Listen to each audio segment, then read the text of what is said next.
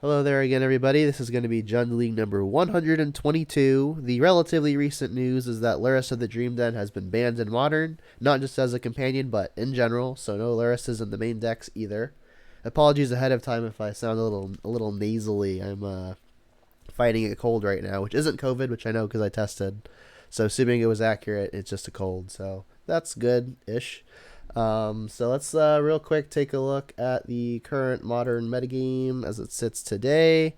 This is a 30-day refresh rate, but obviously Lurrus being banned within the week means that things are going to be very different. And this is what our format's looking like. It looks very diverse. Usually we've got a couple decks that fill in at about 10% of the share. Our highest is only at actually 5.9, and they're actually 4 at 5.9. So that's kind of interesting. This is what the rest of the top tables look like.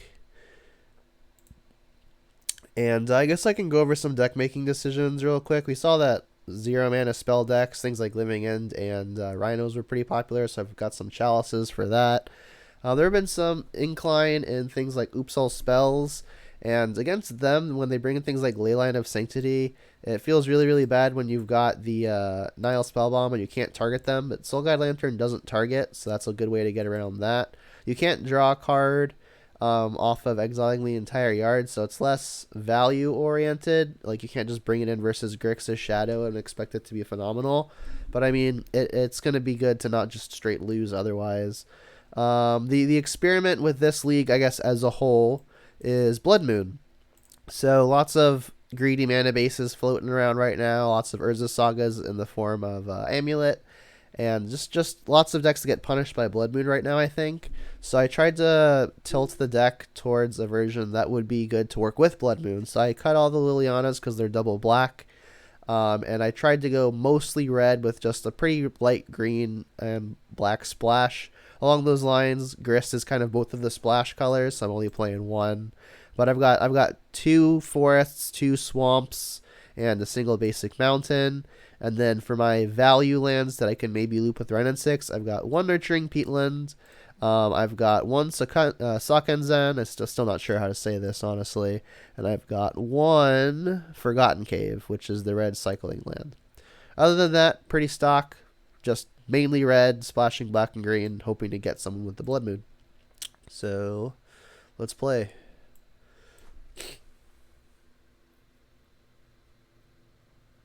You were seeing a lot of BBE. Yeah, BBE is just not a good card, unfortunately. It just costs way too much mana. Like it is a pretty mid rangey grindy format, but the issue is the creatures that are grinding are really low on the curve. So you can fall really behind in tempo waiting for your fourth mana to cast your heavy hitter when you can just pay one and cast Ragavan. Not saying you can't play both, but 4 mana is a huge investment for usually just like a fine effect. But if I'm gonna spend 4 mana on something, I want it to be a great effect, you know. Yeah, main deck Blood Moon should be interesting indeed. We'll keep this.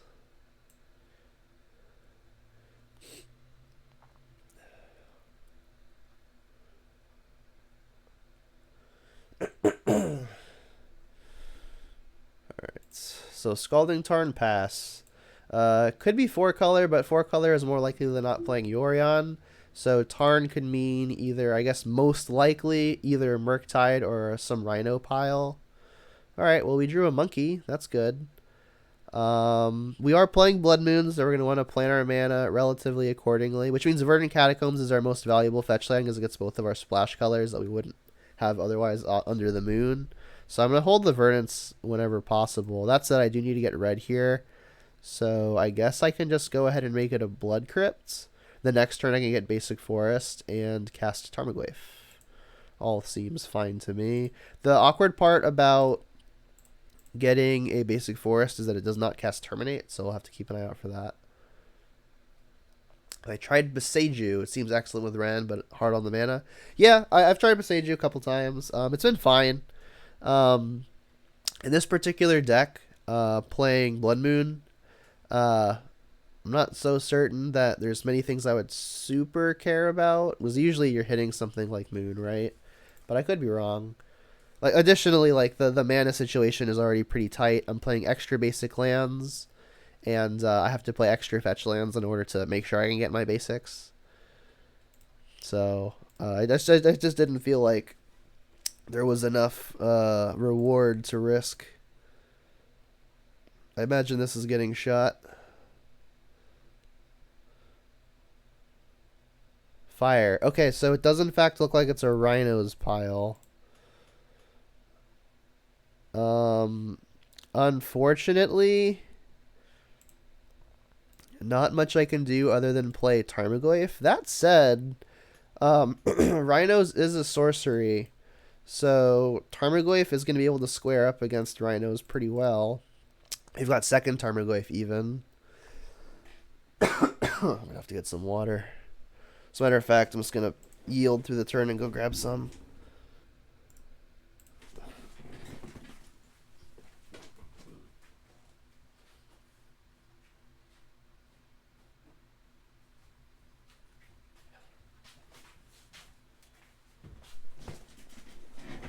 Hall.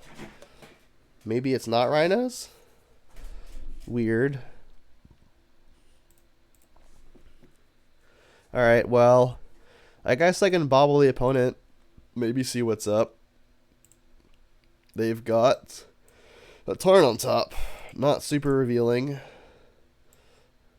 I guess I will go to combat. I'll play the other Tarmogoyf mainly because I'm not doing anything else. If they've got a counterspell, that counterspell is likely to hit my next play anyway. Ooh, these windows. Spell Snare. Okay, well, that was always going to deal with Tarmogoyf. Haven't seen that one in a hot minute. Okay. So kind of seeing one of the drawbacks of building around Blood Moon right now in that I've built my mana in a way that it's hard to cast all of these red spells, huh? There's the Tarn. Although we did draw the swamp, so maybe Blood Moon's ready to go if we find one. Well, there's the red land. I guess let's lead on an attack.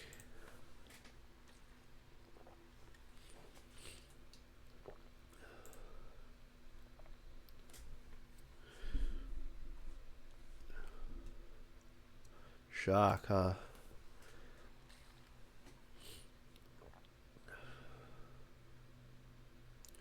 Snapcaster. I guess they're going to ice. I mean, it's annoying. So I guess it's just like a cool blue-red control pile. Kind of interesting.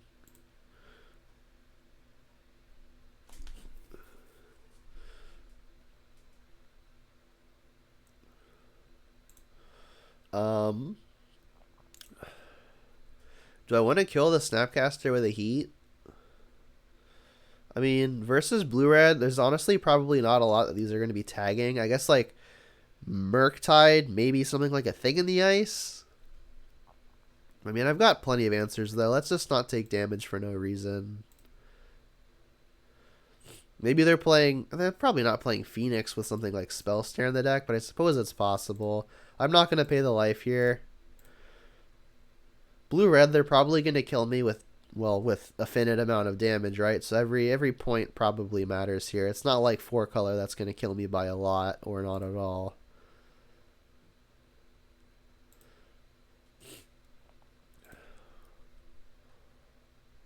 Red and 6 is a good find. I guess we'll lead on an attack. I could have led with the Ren and 6, because if it gets countered, it grows the Goyf by 1.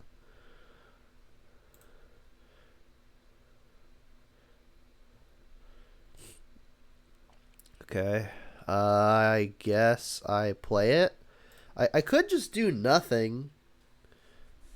Make them do something before, like make them use their mana before I commit my mana. The issue with that is they're probably just going to be playing at instant speed the whole game, so waiting doesn't seem very fruitful.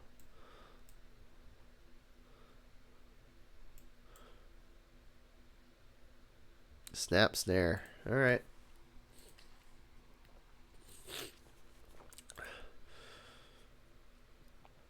Yeah, So, like, moving into sideboarding thoughts already, this is a kind of matchup where I would kind of hope that I had Nile Spellbomb as opposed to the one that I've got. Whatchamacallit?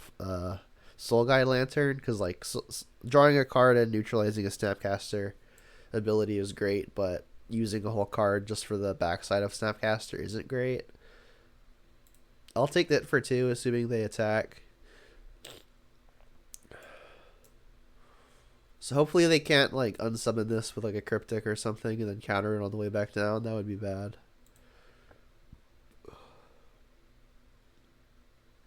I guess they could still Unholy Heat it if they're playing Unholy Heat. They bend the Prismari commands with their Consider, by the way. Land is not what we wanted to see. Well, we've got 1 line in its attack.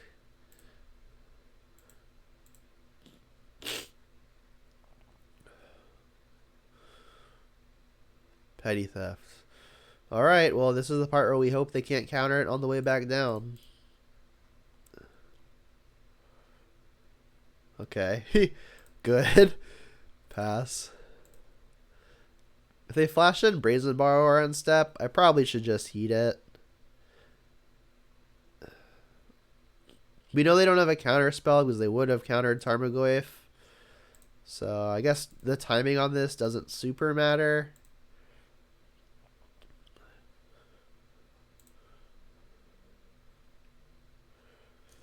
So don't know what their hand could be. If it's not counters, it could be like lightning bolts that don't do much right now.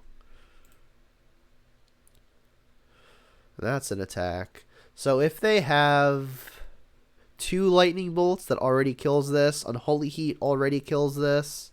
So I'm not sure what extra would kill this. I guess like a combination of lightning bolts and Prismari command. I'll bite. Like, it's pretty low reward but high risk to block, so there's definitely argument to not expose myself to getting blown out. Oh, I guess like Fury makes sense too. Huh. Okay. Didn't think about Fury. I guess I'm gonna have to terminate that. There's no way to add a type, right? We've got instant land creature that can get added, but all of those already exist. Alright, so let's just get this out of here.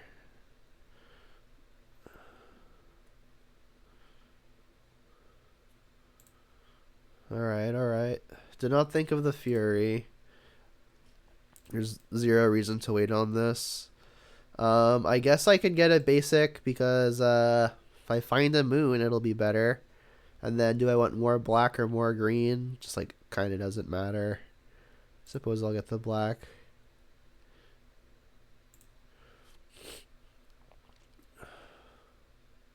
Yikes. That was bad.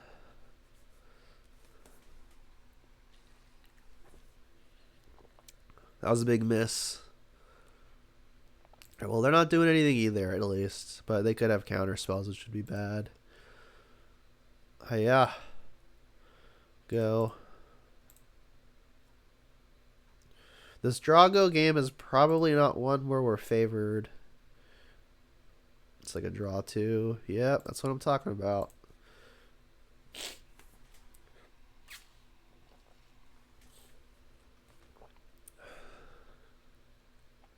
This is Ward 3? Yeah.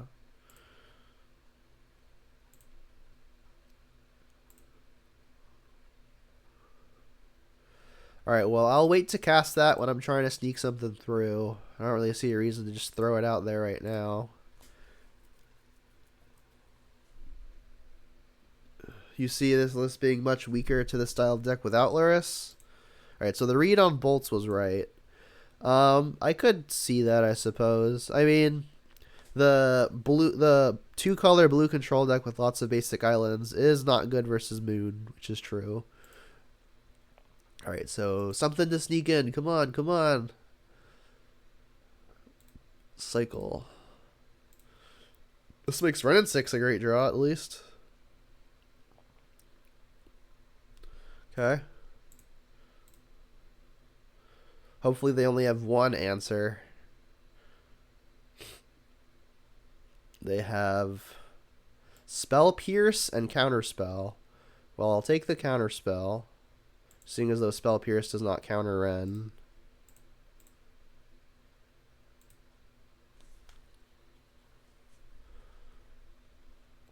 They do have this, which can kill it, but I can't really do much to play around it right now. I mean, I guess if they want to tap out to try to deal with it, we could potentially get somewhere.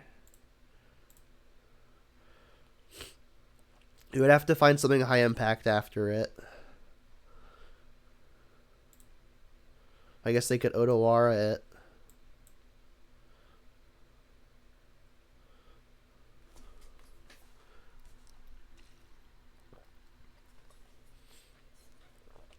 They play Otawara. Interesting. I suppose they want to activate Hall and keep up Spell Pierce, but their thing has Ward 3, so they should not at all be concerned. So I'm happy they've played it, actually. So they can put me to 2, which is within Lightning Bolt range.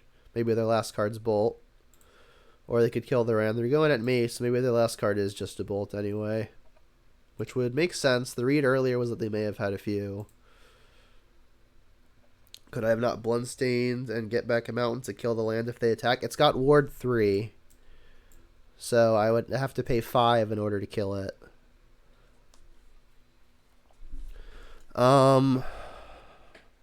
So here. So I can go Terminate, Ward 3, pay 2 to get around the Pierce. So I can kill it. Takes a lot of effort. Alright, let's return Mire, because I can get Basic Mountain. Don't think there's a huge difference between 2 and 1. I suppose I can also just play this monkey. And still be able to hold everything up.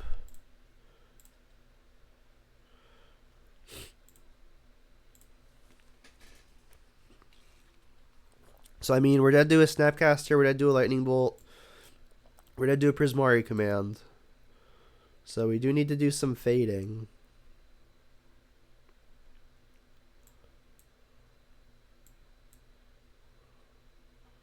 Fury. Uh-huh. I could have dashed Monkey to play around Fury, which maybe would have been correct. Yep. So if I terminate the Fury, I no longer have Terminate for the Hall, which is unfortunate. Again, I don't think there's a difference between 2 and 1, so I'm going to fetch here before cycling.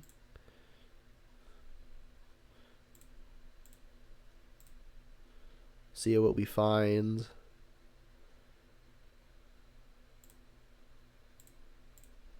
Alright.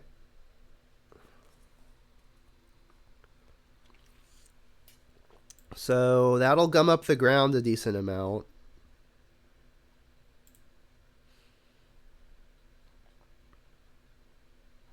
Interesting. So now I can probably just terminate the Fury and start attacking. I can terminate the Fury, buy back Sokenzen, keep on making blockers / attackers.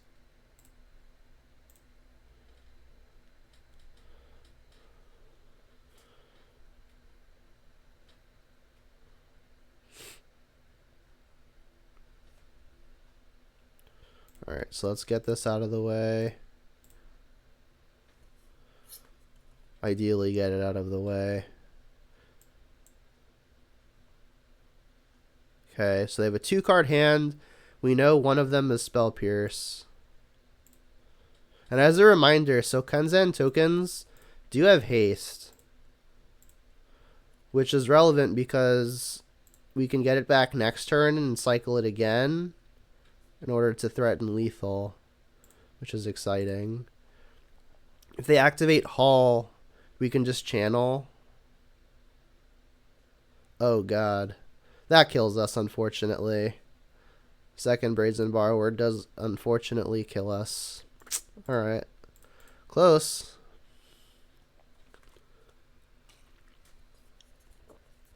Yeah, I mean, had I not blown the Terminate, it's possible we can keep going. But since I'm dead to so many cards in their deck, Lightning Bolt, Snapcaster, Prismari Command, I think I need to just throw it out there and hope it was good. Because like, I need to clock them before they find like one of 8 cards in their library. So this is just blue-red control. I wonder if they're playing Blood Moon. Either way, mine are not good. Explosives probably doesn't do much. I could Soul Guide as a way to mess with Snapcasters. At a minimum, they can take away 1 good target and cycle. It's probably better than something. Didn't see any Murktides. Doesn't mean they don't have them.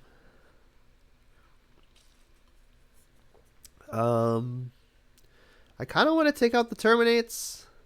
That puts us light on removal, so like if they do have something like Thing in the Ice or Murktide, we could be potentially become weak to it.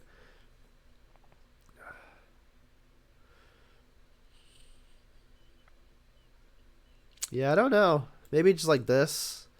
Bringing in other artifacts makes me less worried I'm going to not be able to gain Deliriums. We'll have other ways to get it.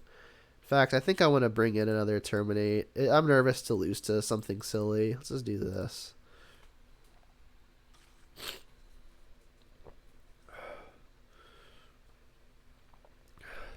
So Kanzan was real interesting, though. We almost won the game because of it. That would have been cool. Yes.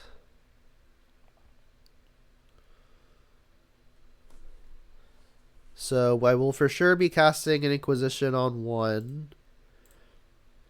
So I guess I'll get Blood Crypt first. Then I'll bobble the opponent to gain some information on what I should be discarding. They've got Basic Island on top.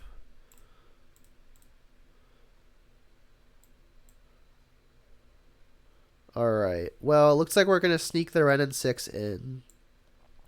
But if we wanted to stay down, we probably have to take the Gust. Gust is annoying, but not even by that much. Considers just a cantrip. I mean, it's between Gust and Counterspell. I think I'm going to take the Gust, because once we get the Wrenn and 6 down, I don't want them to Gust it back into hand and then counter on the way back down. So I think I'd rather do my best possible to ensure that it sticks and stays. There's a land to maybe combo with it. There's an island. Get rid of that. Alright. Alright, so we know they have Spell Snare and Spell Pierce in their deck. So I guess we just hope they haven't found one of those too. And I'm going to play the Peatland here, because next turn I'm going to try to fetch basic Swamp in the event that they're playing Blood Moon.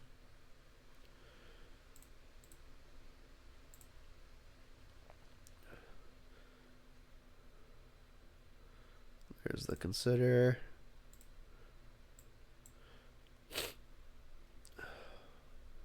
They bin the Snapcaster. Alright, well, I guess I'm happy to see that go away.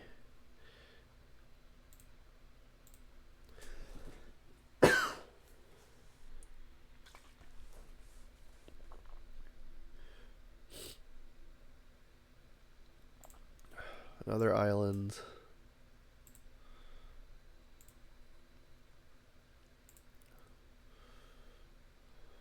Heat, not excellent.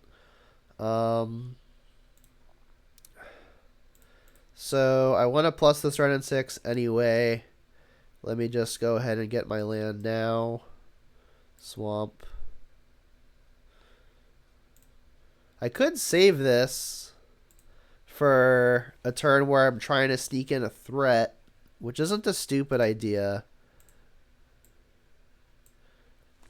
I'm probably going to have to Unholy Heat the Jace. Let's just do this now.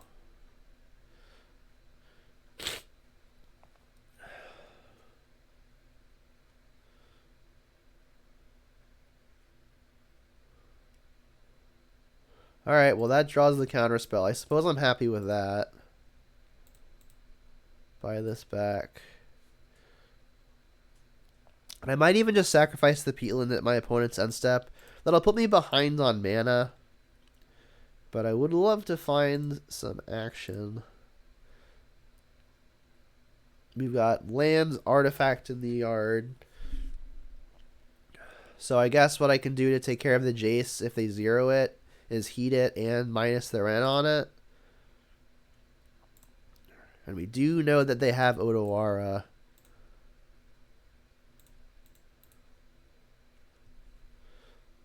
Another land, not great. Channeler is good. I think what I'm going to do is fetch shock Stomping Ground and then use the Mire to cast the Channeler. That said, I still want to buy back the Peatland.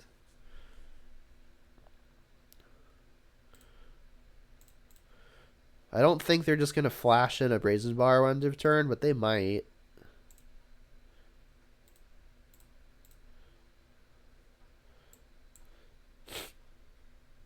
Alright, pass.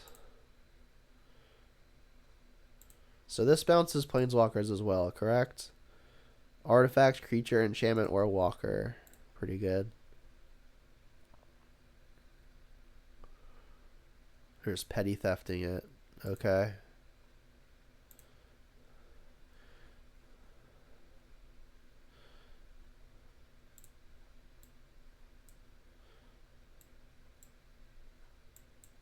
I wonder if they're just going to slam a Jace here.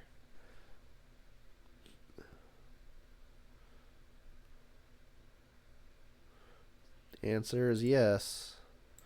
Alright, it resolves. I'm a few types short. They're bouncing this. Well, I guess I will heat in response so I get the Surveil.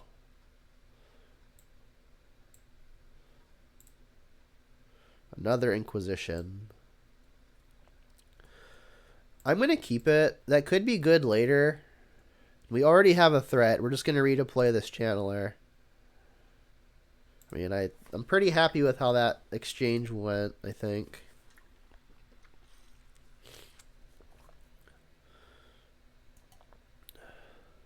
So now I can replay the land they know about. Go Channeler first for the Surveil.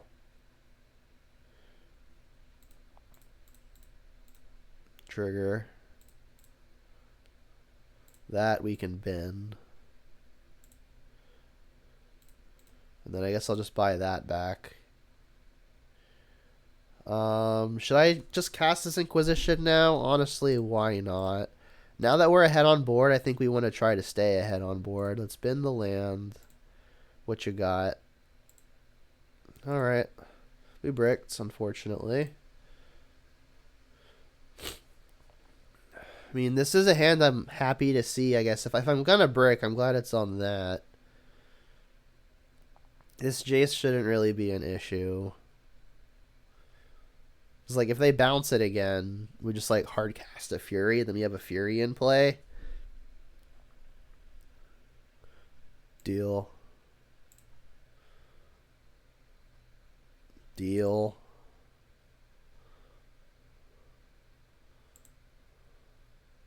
Yeah, this is great. We've got 2 red in play already.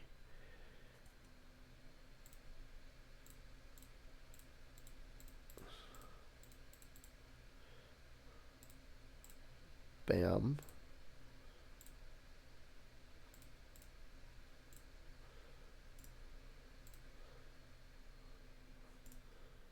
Okay, so far so good.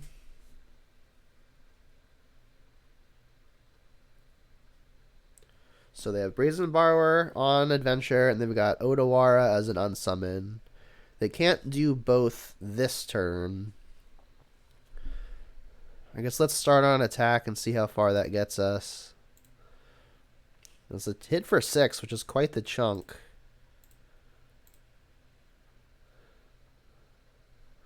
Wonder if they want to do something about it.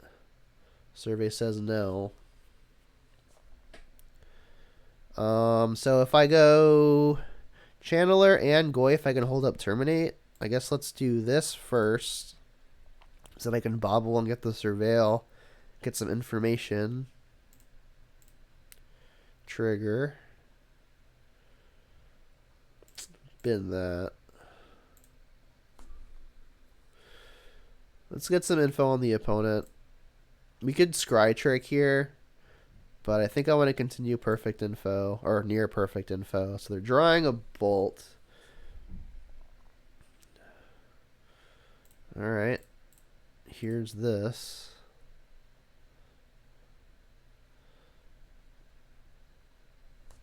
Maybe I should be less cavalier with my life total here. Snapcaster. Sure. I'll probably just ping that. So this will go counterspell, assuredly. Oop. Oh, they've just conceded. That works. Yeah, if they were going to go counterspell there, I would just ping it. They'd flash this, and I guess they couldn't flash this in end of turn. They could Otawara something, but they're still just very behind. So it really is just blue-red control. Do I want to take out the other Terminate?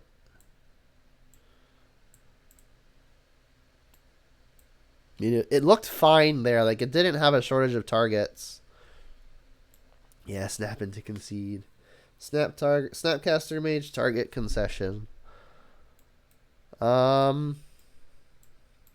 mean, versus a control deck, Kolaghan's Command is probably just fine, right? I'm going to feel bad when I see something I wish I would have the Terminate for, but Kolaghan's Command has to be good. All of their removals damage based. They have a hard enough time dealing with Tarmogoyf, so if I can buy something like that back, that could be great. Also, like, an instant speed way to, like, put the pressure on a counterspell deck seems fine.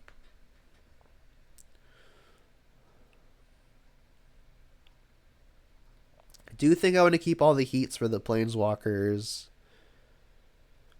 Maybe I can cut a Brutality just because it's the worst discard effect. All the 1-mana threats do seem great, although they're easy for the opponent to deal with. Maybe it is just a Brutality.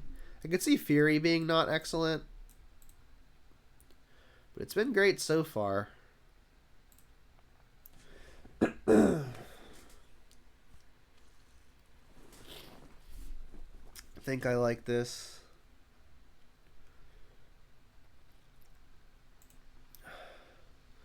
That's a keeper.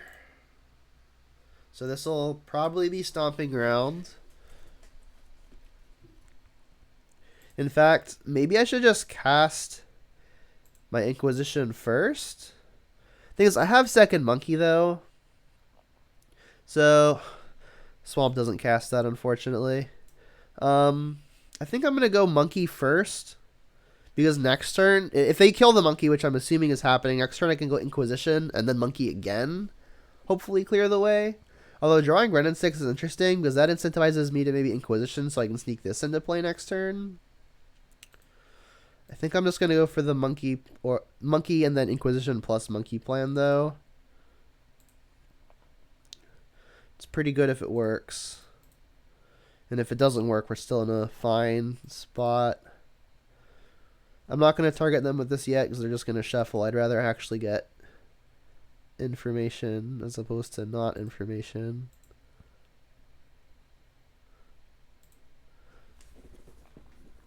No bolt one time. Could still be consider. Hey.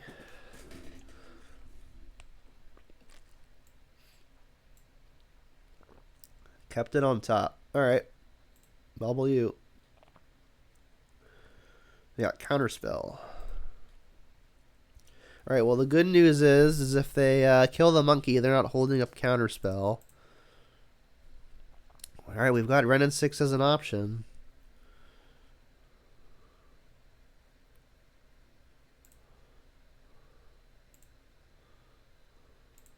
Alright, I guess I'll attack first, see how far that gets me. Another permission spell is nice. Jam? Question mark?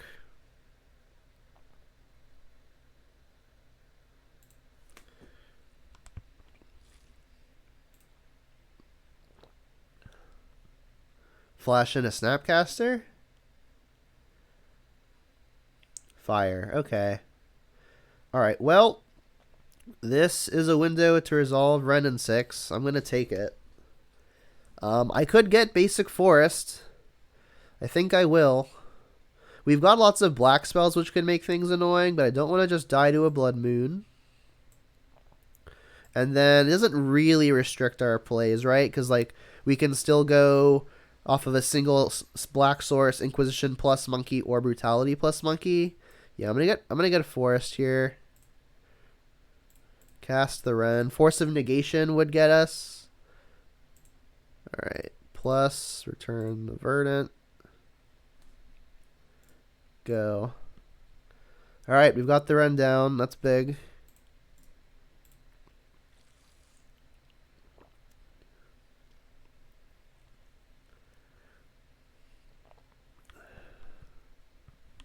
Another one. Okay.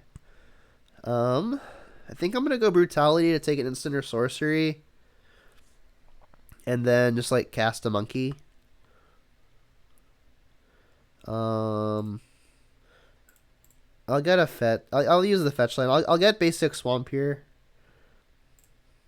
Again, for Blood Moon concerns, but we haven't seen it in 2.5 games now, so maybe they just don't have it. You reveal your hand, leaving Monkey mana available. I suppose I could have actually escalated this to also drain them. It would have been mostly free because of Ren in 6.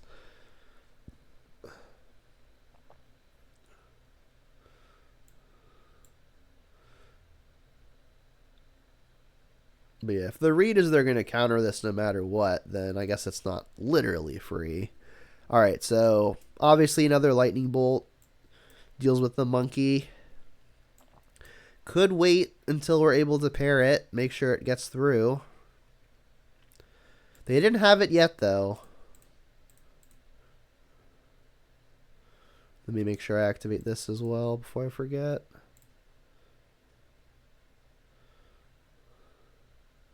Alright, they did in fact have it. Bummer. Alright, but I mean, we've still got the Ren in 6 in play, which is nice. If they tap out for a Jace here and they don't plus it, we could Kolaghan's Command and ping it with the Ren. Alright, they just go land, pass, 3 cards in hand. I would really like one of the 2 lands that cycle to draw cards. That's Forgotten Cave or Nurturing Peatland. Goyf is fine as well. We could try to sneak it in with Inquisition, which is exciting.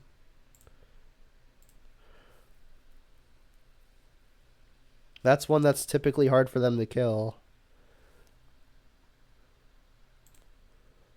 Sure.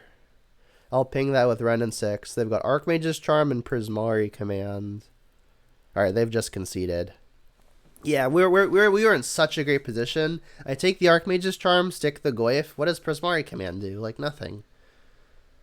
Yeah, they flashed this in, realized that I could just ping it for free, and I think they shame-scooped, honestly. Alright, so, playing some Jund Moon. Here's the list. Hope you got a good look, because we're starting the next one. But if you didn't get a good look, you can type !deck in chat, just like this.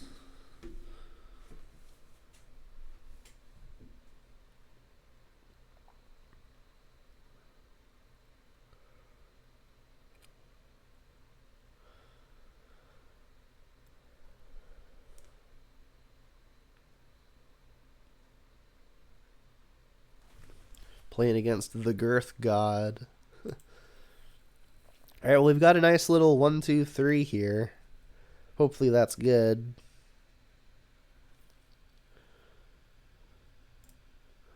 Alright, so Shadow or Living End.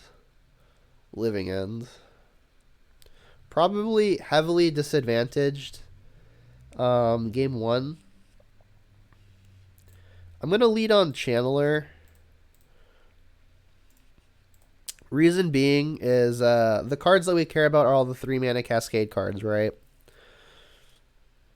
So waiting a turn, or doing this now would mean that they get an additional look at it. Had I not drawn a 1-drop, though, I'd have just played it, because next turn I'd be casting Goyf. So, I mean, being able to find pressure anyway is nice. An additional 1-mana spell would be a good find. We do not, unfortunately. Yeah, I mean, if they just so cycle one more thing, Living End, I probably die. So what I'm gonna do is fetch for a basic swamp, and then this will get basic forest next turn. And then that makes Blood Moon the best it could possibly be. And if they don't have double Living End now, and I draw Blood Moon, I could potentially steal.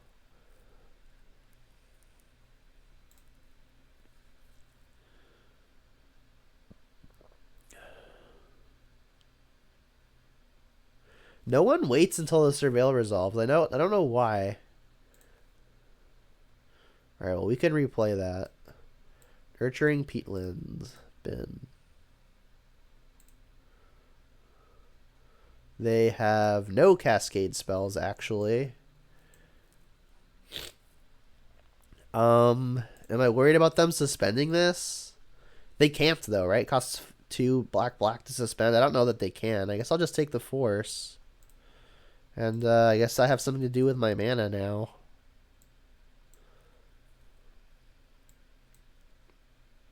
Yeah, literally like 90% of the people I play against, when they want to respond to a trigger, they do it before the trigger resolves. I don't understand it.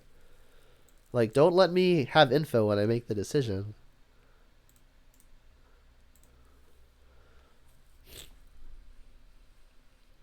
More lands is obviously not ideal. I could just play this and get the forest anyway to take a land out of the deck. It's not the worst idea. I need to apply as much pressure as humanly possible, though. So I think the play is Goyf anyway, and I'll take a land out of the deck. If they kill me, they're going to kill me by a lot. It's very unlikely that this point matters, right?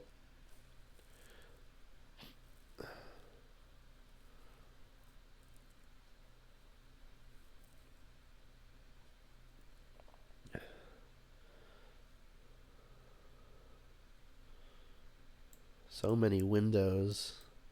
Snow-covered forest. I guess I should technically attack first.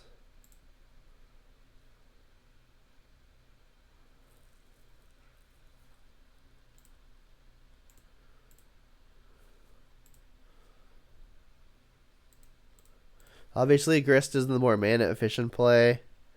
But like I said, I think I'm trying to just hit him as hard as I can, as quickly as I can, and Grist is a bit slow doing that.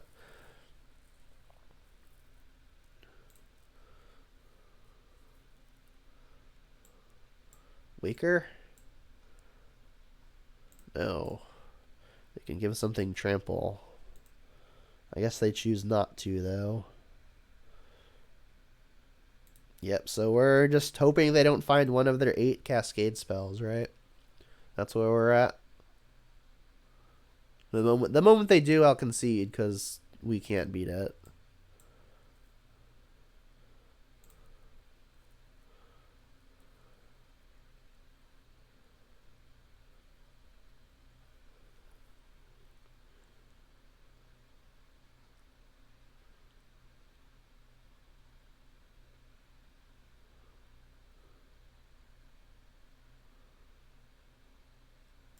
Alright, I guess I'll look at whatever they choose to reveal, or accidentally reveal.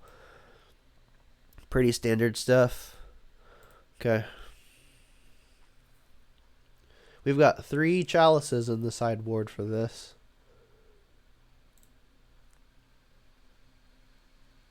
Alright. Also Soul Guide Lantern. Another matchup where they're not where they're pretty likely to play Leyline of Sanctity, so this is a place where I'm very happy I've got Soul Guide as opposed to Nile.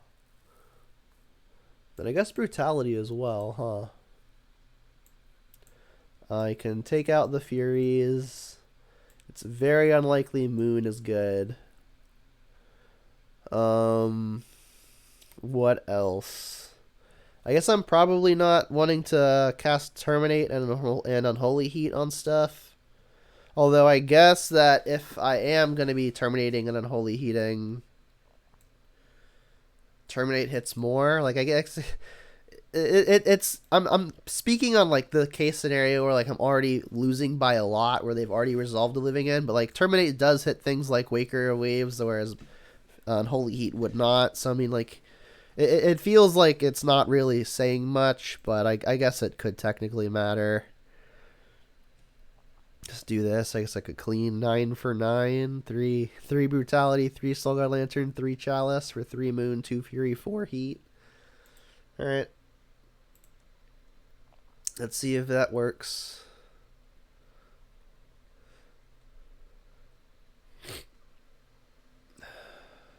So if they have a Leyline, it'll be annoying for our discard spells, but we'll be happy to have things like Chalice in the deck regardless. Alright.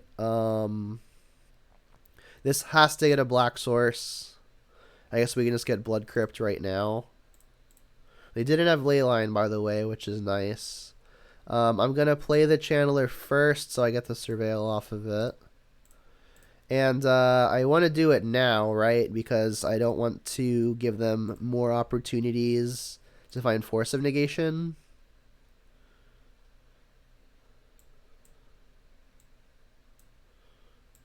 Another Channeler. I think I want to find more ways to deal with the opponent's combo. It resolved. Good. Because I already have 2 threats, right? That's probably as many as I'll need.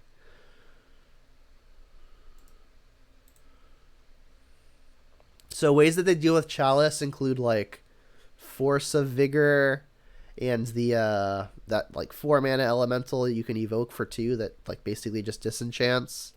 This deals with Force of Vigor, but if they've got a green card, they could probably just do it in response anyway. I think what I want to do is just play the Timer Wave, continue applying as much pressure as possible. Next turn is their Living End turn. If they're going to like... I guess they wouldn't Living End, right? Because they're going to have to spend some mana dealing with Chalice, and that kind of implies that they haven't spent mana cycling to then get a good Living End. But next turn I'm going to have a nice little turn. I'm going to get to Channeler plus Brutality, trigger my Channelers, ideally turning them on. I've already got...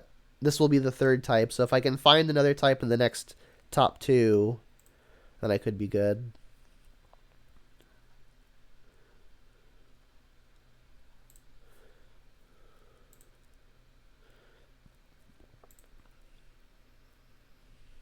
Okay. Guess I have to play this first.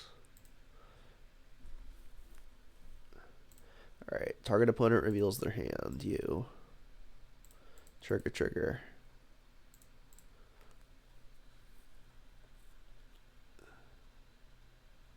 Run in 6. I do have a Forgotten Cave in hand, but this guarantees Delirium for both of my Channelers. That's probably got to be good enough. I want to dig for more ways to beat the combo. I've got plenty of pressure. Guess I'll take your Living End. They've got lots of things that cycle, and none of the ways that deal with... None of the things that deal with Chalice. So that's exciting. Get in with the Goyf as well. So this game's going well. We do actually have lethal next turn. We've got exactly 10 points worth of attackers. So if they spend the turn dealing with Chalice, presumably that means we can just kill them. They do have Leyline. They kept a pretty good, it's like cycling hand with no payoffs though, and no ways to deal with their hate, with the hate that we could potentially have. So I don't know that they should have kept this. Okay, I mean, this is basically conceding. We've got you dead. Okay. I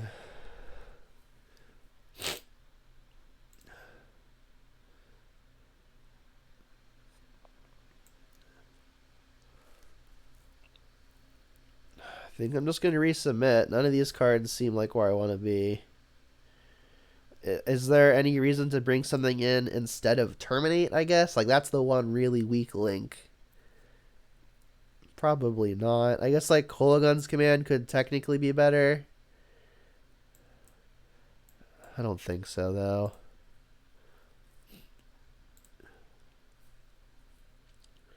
Who knows? If they start casting 4-mana 4/4s with flying, I may need to get out of the way somehow. Oy. This hand will not do it, unfortunately. Yeah. Keep. I guess Terminate's the worst card.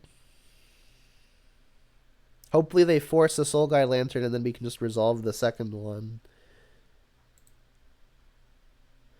You know, I could just bottom a land. There's not much I need a lot of lands for. I guess I'll bottom the Swamp because Swamp doesn't cast Wrenn and 6. Got the Leyline. This hand kind of doesn't care. I mean, Brutality, yeah, that card cares. But our Soul Guides will be good.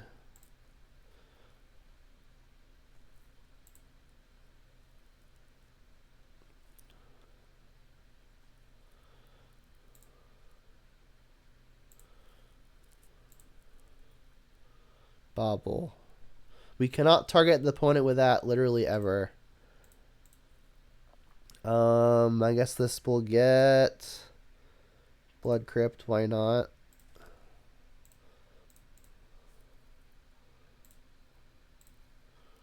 They could force. They don't, though. That's good. Alright, so this can only ever target me via Leyline. I guess there's not really a point in waiting. I guess there is. If they've got Grief, I don't want them having an additional option.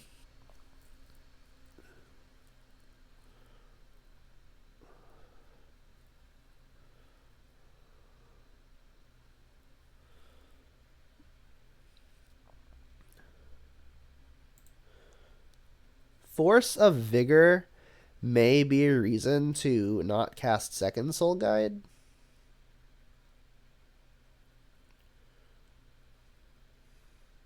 Right, well, I guess I'm casting the second one now.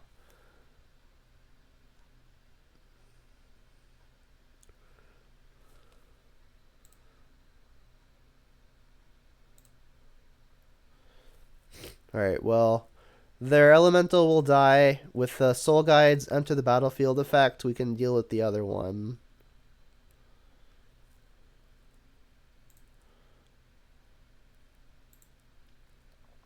What we want to find is something like a Chalice here. Alright, well, that's not a Chalice.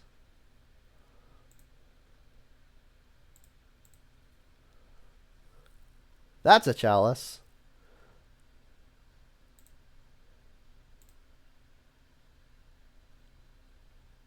Didn't see a good showing of Jund in the 10K. Yeah, Jund has been on the decline, I must say.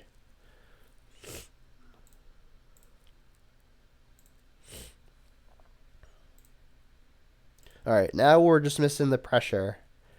We've got all the hate in the world, but it won't matter if we can't kill them.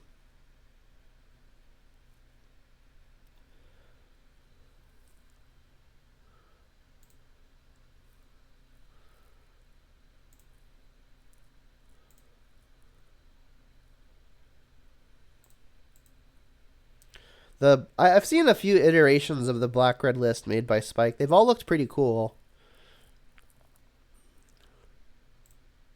Alright, so we need to find Monkey, Channeler, I guess most ideally Tarmogoyf. Yep. That's what we needed. You played the black-red list? Sick. How'd you end up finishing up overall?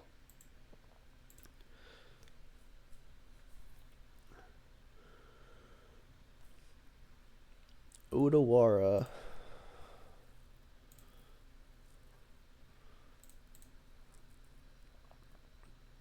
5-3 and lost to Hammer. Makes sense. Tomb. opponent says so much hate.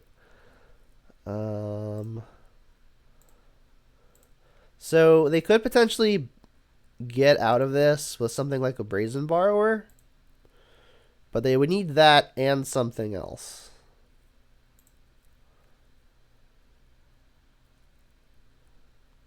Okay, I thought that was the Brazen Borrower for a sec.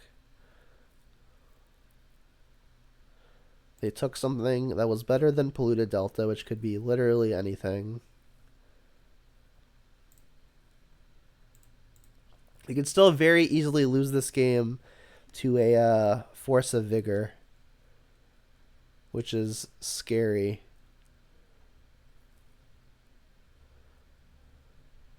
Still only a 3/4.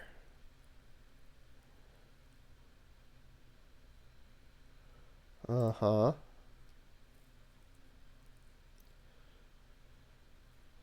What do I think about Jund Pyro with Seasoned Pyromancer? Or Jund Saga? I have never liked the card Seasoned Pyromancer, unfortunately. So like when I'm evaluating a card, I typically evaluate it on 3 axes. Those are: does it apply a decent amount of pressure? Does it disrupt the opponent? Or does it provide me some amounts of card advantage? And it doesn't really do any of that. Like if it's you're the last card in your hand and you play it and you draw 2, cool. Your best case scenario on this card that you've put in your deck that costs 3 mana is it draws 2 cards. That doesn't seem excellent to me. Like if you're trying to buy time versus an aggro deck that's solely on the ground, then maybe. But the format hasn't looked like that in a while.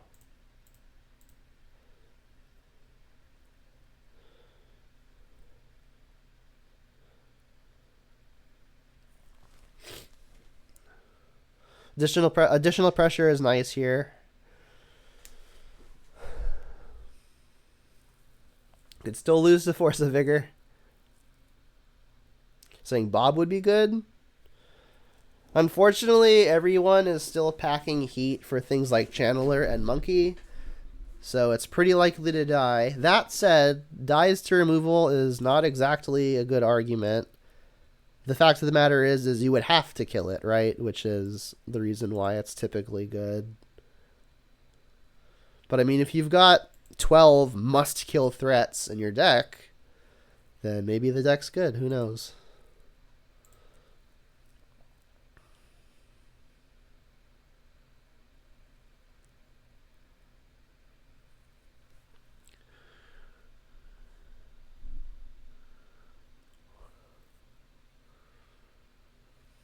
Yeah, exactly. Like they have to kill Ragavan, right? So if they have to kill Ragavan, they have to kill Channeler, they have to kill Bob. It's like they've got to run out of stuff sooner or later.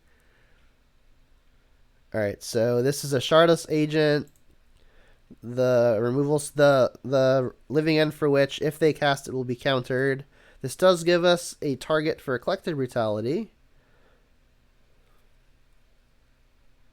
You think DRC Bobble will see a decline? I don't think by much, if so. I think Dragon's Rage Channel, I was about to say Darcy. I think Darcy is just good enough. Like 1 mana 3/3 flyer that like all but fixes the top of your deck is really excellent.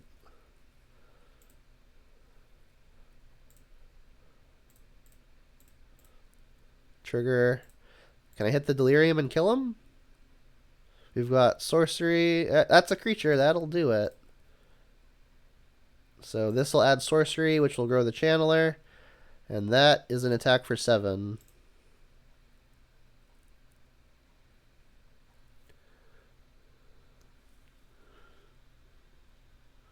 Ah. I guess it's not completely a kill. What do they pitch?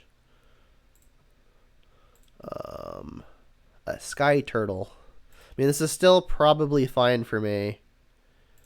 In fact, how many types is it still? Okay, so we're still only hitting for 4. As I say, we can't like crack Lantern to draw a card, add a type. No. Alright, so I guess hit you for 4.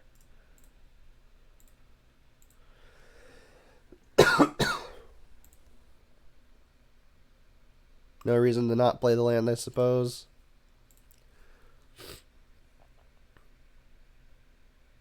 50 players on Murktide, 6 day 2. Well, the thing is, though, what record gets you to day 2? Because 6 out of 50 might be good. I don't know what record. You were saying earlier that you were 5-3 and missed, so you have to be 6-2. You have to be 6-2 to day 2. So I mean, what percentage of people are expected to be 6-2 or better out of a sample size of 50?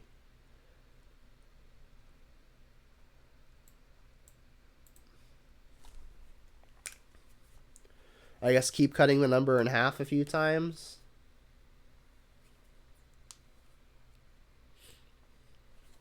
Top 64. So yeah, six people sounds like a pretty fine conversion rate then. This is a mulligan. That's a keep. So we don't know that Blood Moon is going to be good. That said, I'm keeping it.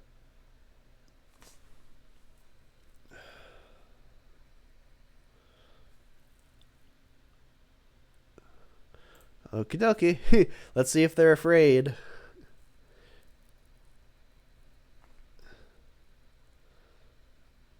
Yeah, that is the spice indeed.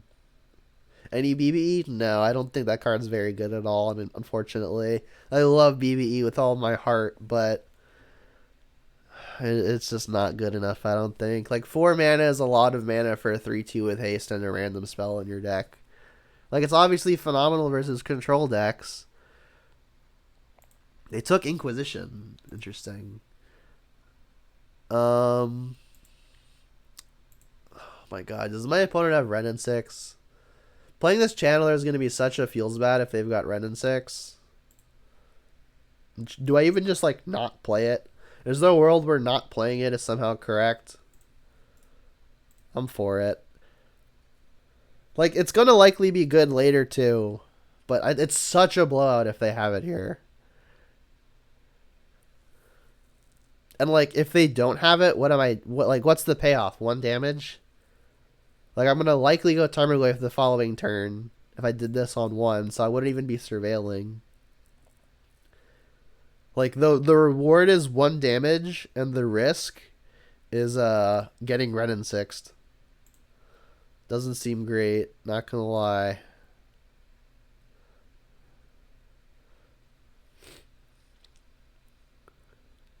Well, there's our Ren and 6. That's pretty good. That makes me want to... Well, I can't get basic Swamp, right? Because that doesn't cast Ren and 6. The opponent could be playing things like Liliana, which makes me want to just cast the Ren and 6. So what I think I'm going to do is go Forest. This will get Blood Crypt. They don't know about Mire, but if I play this, they'll know that we'll have access to a Verdant. We can get basic Swamp next turn and use that for the Moon.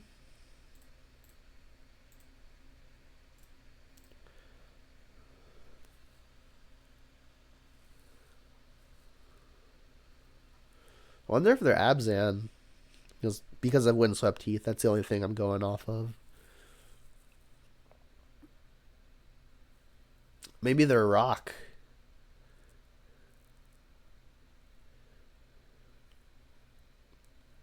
Alright, unfortunately, Blood Moon doesn't look great anymore. Liliana Last Hope. Interesting. I mean, Blood Moon could still be good.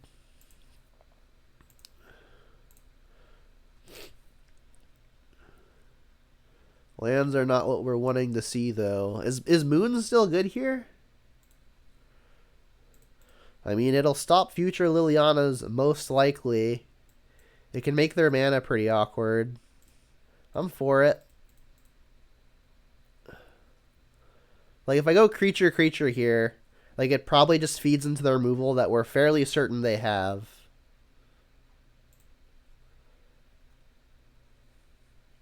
So I think I want to continue making the game awkward until I can basically clear the way for these 2 knuckleheads. It's obviously unfortunate that they were on the play and they got to see it.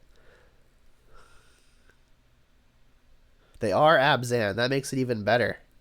Haha. So they could have things like Assassin's Trophy, Maelstrom Pulse, and Abrupt Decay in order to deal with the Renin 6. Another Glyph. Alright, well, I'm just going to go threat now, I think. Well, I guess I don't really want to play Channeler because this kills it for free.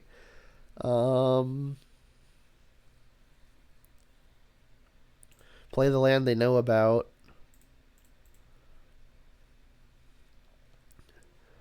I could start minusing on this, but for now, let's keep going up. This is a really weird game. I don't think I'm necessarily ahead. In fact, depending on what their hand is, they're ahead. You should use your Liliana, though. Yeah. Alright, so we have cut them off a color pretty hard. Monkey. Monkey is interesting. Well, that's going to be dashed, right? I never want them to be able to kill it for basically free. I guess we'll just dash that first. Am I hitting the Liliana with it? Or am I hitting the opponent getting a treasure? And then maybe hitting a spell. I think I'm going to hit the opponent here. We can ping this with the Renin 6 to keep it down. I'm not super excited about my Renin 6 ultimating. I want to keep this off of ultimate.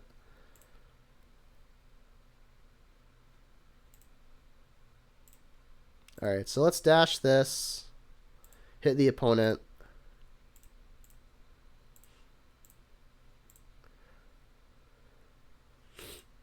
Yeah, they've yielded this.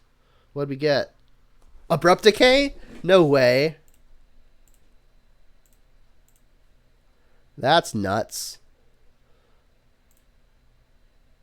Alright, well, I guess I'll go up with this now.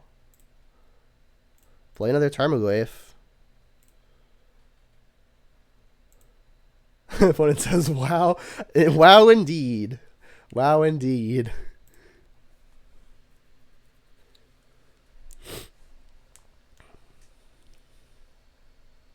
Excellent. Absolutely excellent. Alright, so sideboarding we go.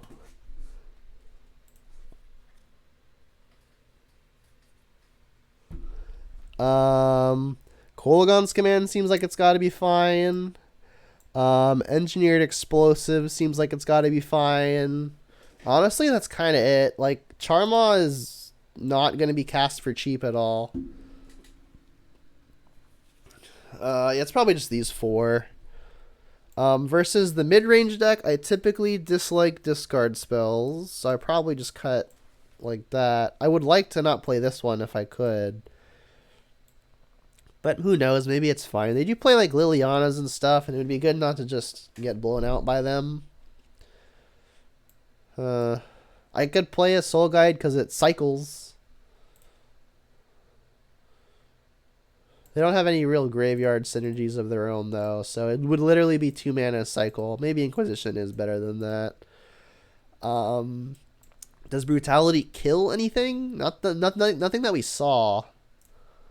Let's just submit this, I think.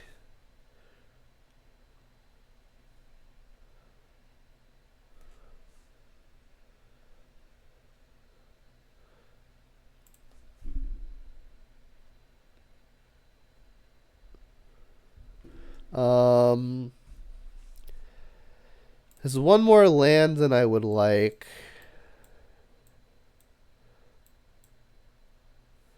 Spell Bomb, sure. Annoying, but not the end of the world. So the opponent is Abzan. So presumably no Renin 6s for us to worry about. Well, I guess if I'm going to draw a land, I'm glad it was that one.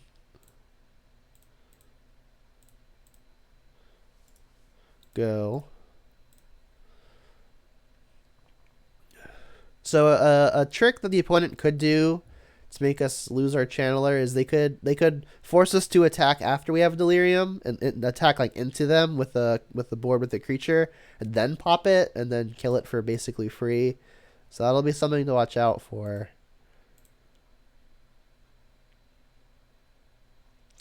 Yikes. I guess I'll attack. So it would be relatively disastrous if the opponent has a Liliana here.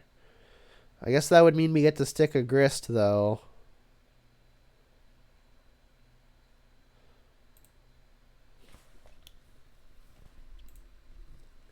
I guess if they play a creature, we can terminate it, but I don't know what they would play on 3.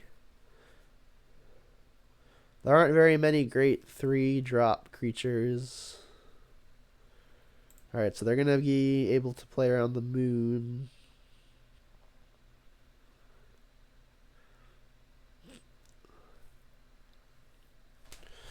Oh no. What's this? Grist of your own. That's rude.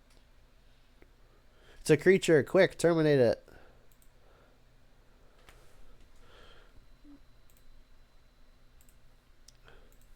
So I could Grist of my own. Sacrifice my Channeler to kill their Grist, but then their Insect deals with my Grist. So while not phenomenal, I think I want to terminate this. Maybe I should have fetched... I should have played the Mire. Because then I could get Basic Forest. And then Basic Forest with this to cast the Grist. Because I'm not setting myself up very well for Blood Moon here. It's unfortunate.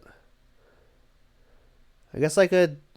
That's so bad for me. Yeah, because if I just play a Grist and plus, they're going to minus their Grist and kill mine. Yeah, so I set myself up poorly for Blood Moon, unfortunately. I didn't think that far ahead. Not used to playing with Blood Moon, but I'll know in the future. Alright, so that said, let's get, I suppose, Stomping Ground. Say yes. A rather lackluster terminate. Oops. Trigger a spell. Is any spell good? It's a 1-for-1, which isn't exciting. I think I'm going to bin. Basically just a shock for the foreseeable future anyway.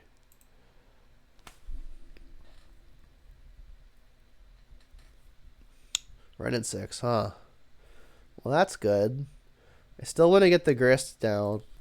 I will attack the opponent for 1 first, since it's basically free.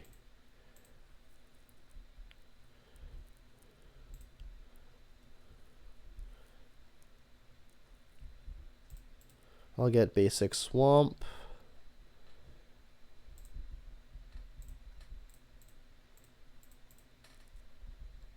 Yep, because these do in fact kill Planeswalkers.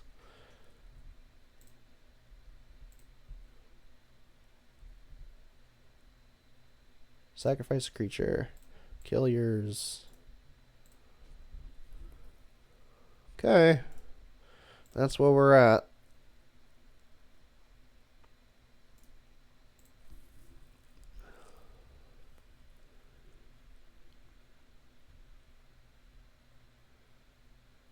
What is this? Prismatic. Yeah, I suppose. Another spell bomb. Okay. Bobble's not great. I guess I could scry trick myself.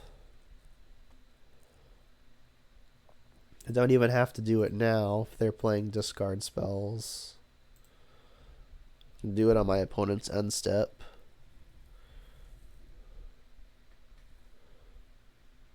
They're popping this? I haven't even targeted anything yet. Now I can just play the fetch line out of my hand. That was a mistake from the opponent. Alright, well I guess now I will...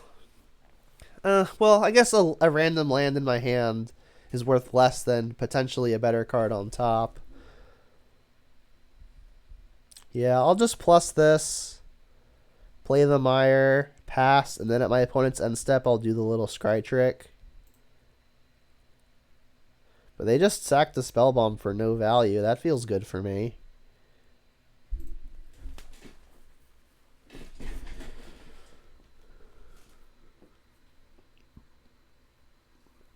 There's the plains. It's a cool one. Don't you dare siege rhino me. Lingering souls. That's bad for me too.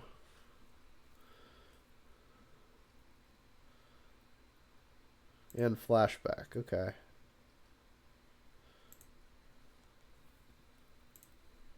Alright. Me.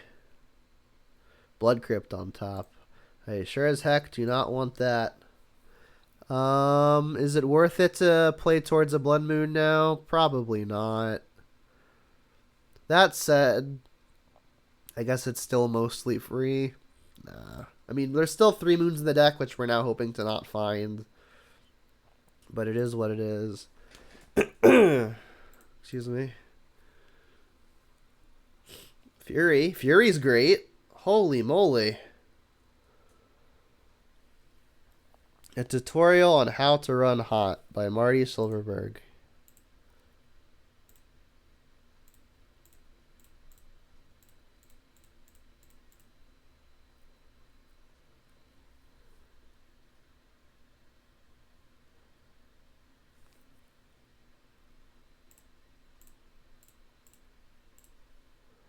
Zap.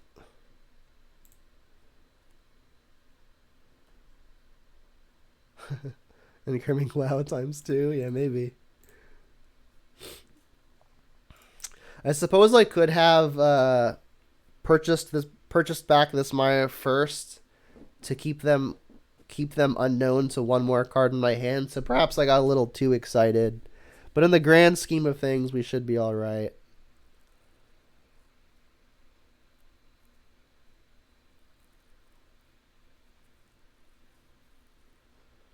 Grim Flare.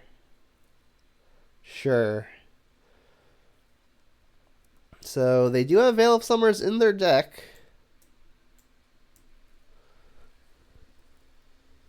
And the Scavenging Ooze. Alright, well, they no longer have Veil of Summer. Grist. Opponent says BRB. Grist is in fact a creature in the graveyard, so they can make a 3/3. And I guess while the opponent is BRBing, I need to refill my water, so I'll take the time to do that. BRB.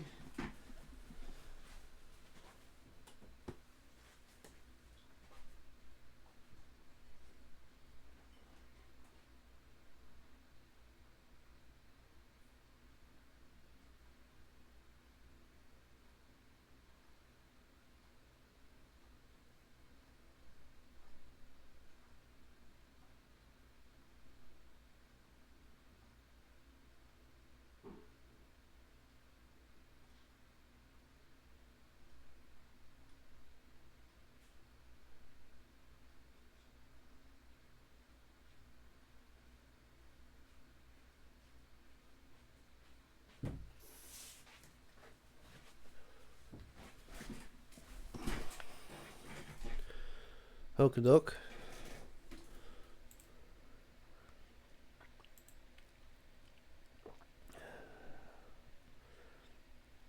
That was pretty good.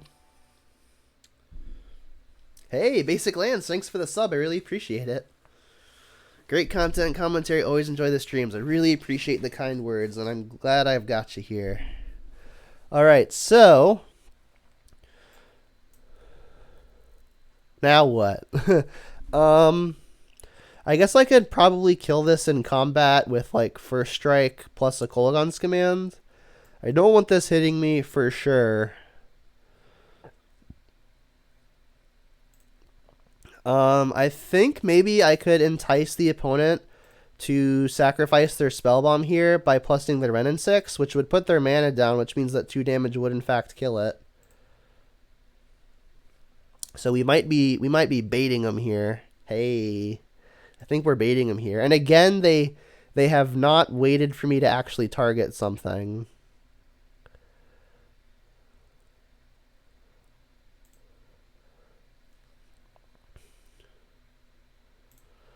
So we can terminate and Kolaghan's Command off of the existing lands. I guess I'll just get the Swamp. I guess I'll just have them discard their last card too. So you'll discard 2 damage here.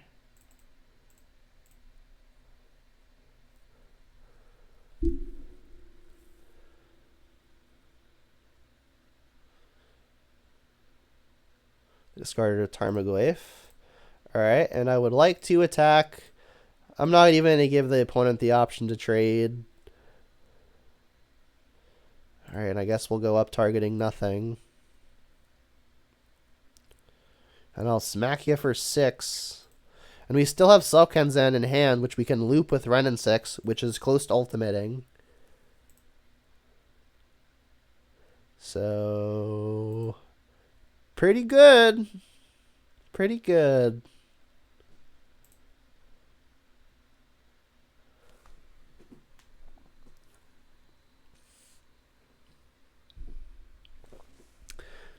You animal. Well, the opponent is my hero.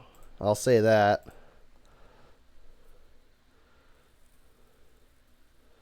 Another land doesn't quite do anything. I'm going to go ahead and cycle this now, so I can just buy it back immediately.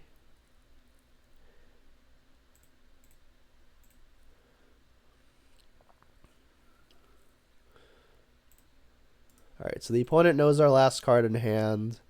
I'll try to trade with this thing. If they can find a way to kill my Fury here, they could potentially win.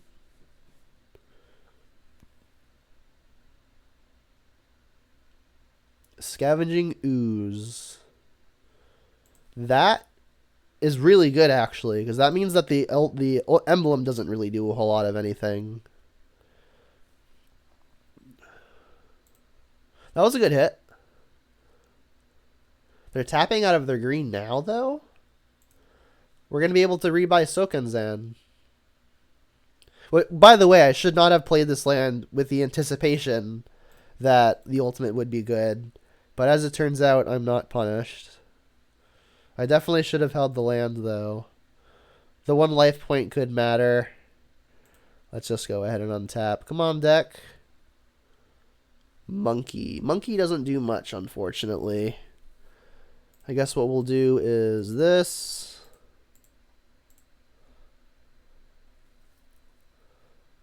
Buy it back. Hey, look, a blocker.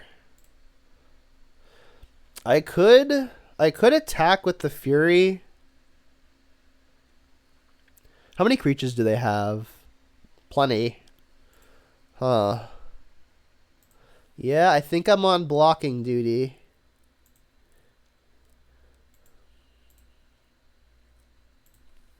Rhino into Scavenging Ooze may have stabilized them. I do still have, obviously, plenty of good draws. But these have definitely been awkward for me.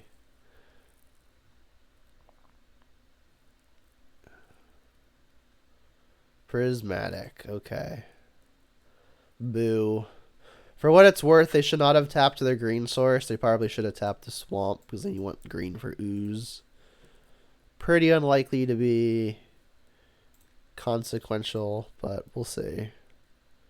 Yeah. That's pretty good.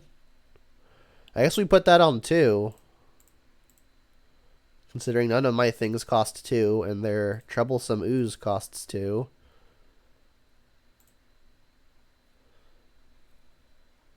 That means we can also start chipping in with Fury.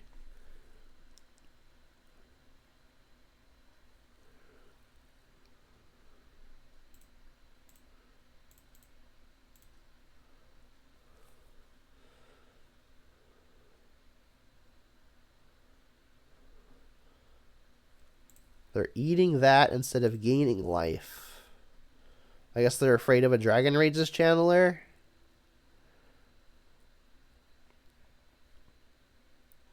I guess they should probably just gain a life here. Yes, they are. So I think I'm attacking with Fury. It's a pretty heavy hit, and it is a trade. If they attack with Rhino, I think I'm going to put 1 Spirit in front of it. Okay, they're just blocking. I was going to say, because like, I don't want to go to 3 when they could have more Rhinos in their deck. But this trade I'm happy with. We've got a pretty substantial board to their almost nothing. they draw a land here, they're almost assuredly dead.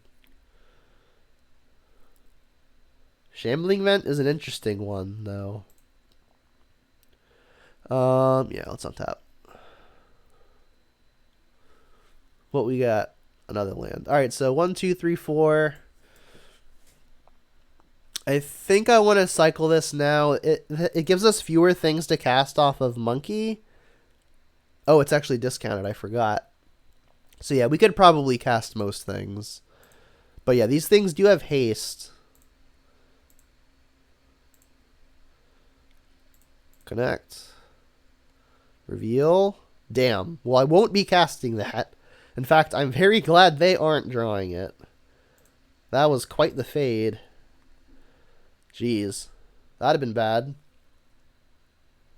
Another Shambling Vent. Okay. So if they block with Shambling Vent here, they go to 7, take 6. They go to 1. That's not quite dead. Wow. Nail Biter. Anything? Not quite anything. I guess we'll Scry Trick it. Get some info. What do we have? Kolaghan's Command. That one's good. Do I even attack? I put the opponent to 1. If they double activate Shambling Vent, they go up to 5. We just kill them. It's probably worth it. They obviously have to block, right? So let me just make sure I'm not messing this up somehow. Right? Like we just attack all, they block this, gain 2, take 6, go to 1. They activate Shambling Vent, put me down to 5. They have 3 mana to kill me. Yeah, they can't. I think I'm putting them to 1 here and then drawing Kolaghan's Command. Just command them upkeep? Yes, also possible.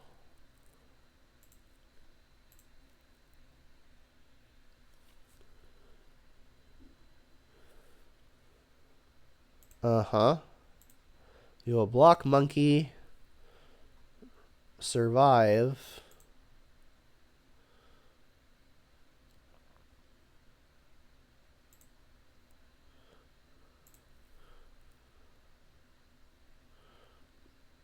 Oh shit. No. I didn't have this. I didn't have the stop set. Shouldn't matter. I'll just respond to the first thing they do. Unless it's conceding.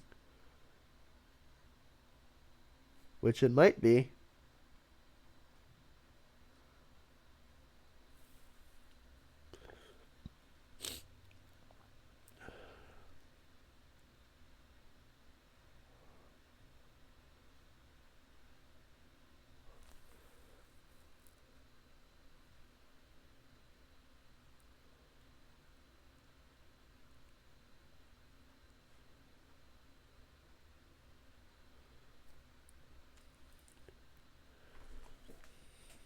And they've conceded. Sick. 3-0. Well, if we all know something about Jund, it's that it's a 3-2 deck. And since we are already 3-0, there can only be one thing that happens.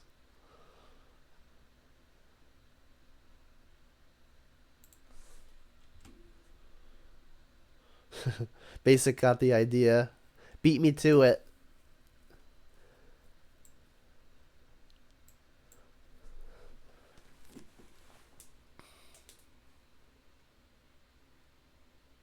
The old Jund sweep.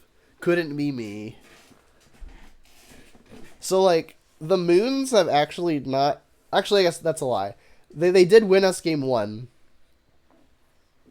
But other than that, they haven't been great. That said, we also haven't hit any matchups where they're like the actual nuts, right? Like we hit blue-red control. We hit Abzan. And then I don't even remember what we hit round 2. My memory is failing. Probably have to mulligan this.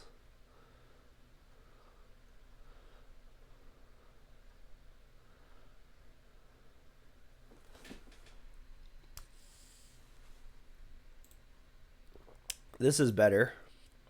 I will bottom. I think basic forest. Keep bottom this. So we can turn one monkey off the Blackleaf Cliffs, and then we can Wooded Foothills for basic forest. Hey, we hit a Blood Moon matchup. That said, we are on the draw.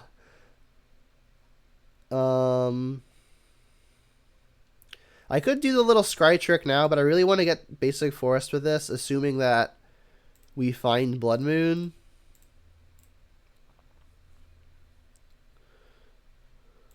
So let's just get this going. All right, now I'll pop the bobble, targeting the opponent at their upkeep. So we're hoping to find a moon. There's 3 in the deck. In fact, if we find it immediately, we might even just be able to cast it off of treasure.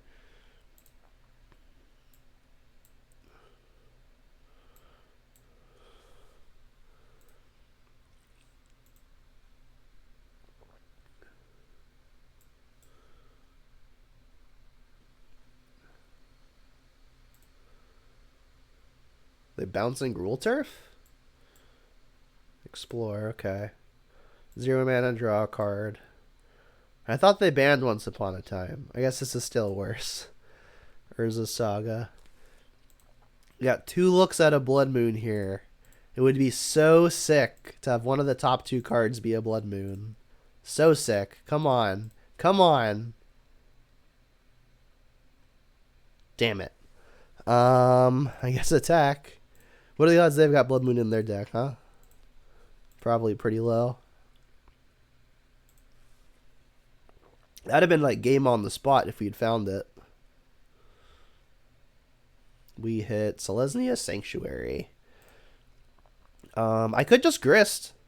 In fact, I think I will. Because that gives us a way to kill things like Dryad immediately. Although I don't think they've got a Dryad because they probably would have cast it had they had it. Ready for us to mill the Blood Moon? It'll be a sad day. Okay, just another land.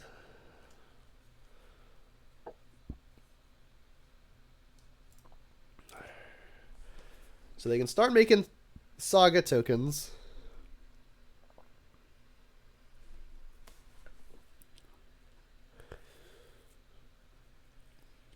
We have a few very good draws, though.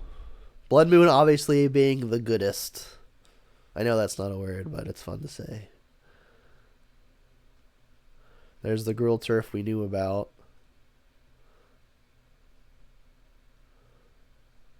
Bouncing Gruul Turf again?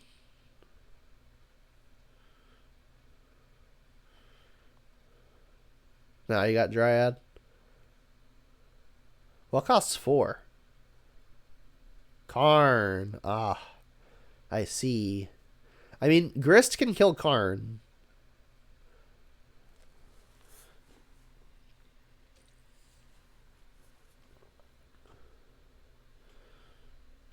So it'd still be a really sick spot for Blood Moon.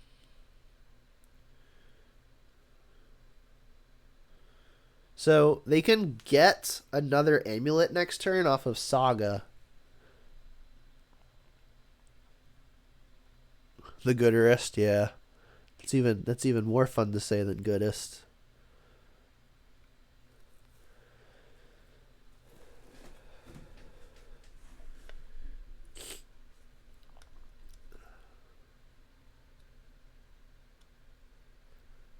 They get Tormod's Crypt. That doesn't do much, does it? Darcy.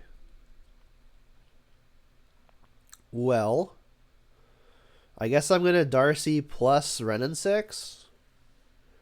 But I'll want them to pop the Crypt first. I think what I have to do is just attack the opponent with both of these things. I'll minus the Grist to kill the Karn. Yeah. I'm aware that I cannot sacrifice the treasure until the Karn leaves.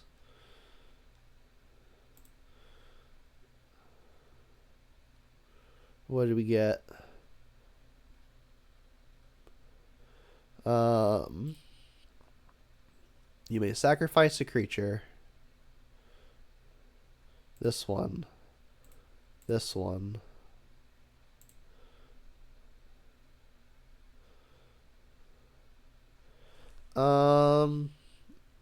Does Amulet do anything on my side of the battlefield? Probably not, right? I guess it saves some life if I want to fetch and shock. I do not have enough mana to sacrifice Pete Linton and like Hail Mary into a Blood Moon, unfortunately. So I guess I keep the plan of Channeler into Wrenn and 6. Maybe that finds me a Blood Moon.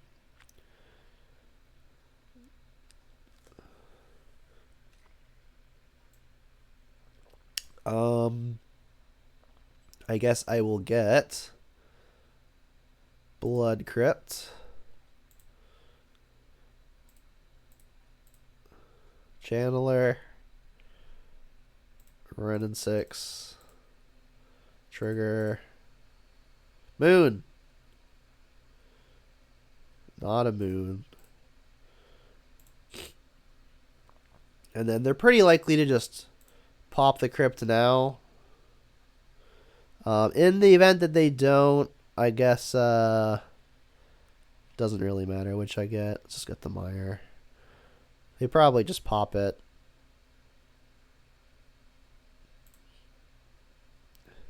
Like, I could have plus the Wrenn and 6 first, but I wanted to cast it after the Channeler to get the Surveil. Oh, you know what? I should have probably also just cast the Amulet for another Surveil, so that was a mistake. Yeah, I should have surveilled once more. So they do have Titan mana here. A single bounce land gets them up to 6.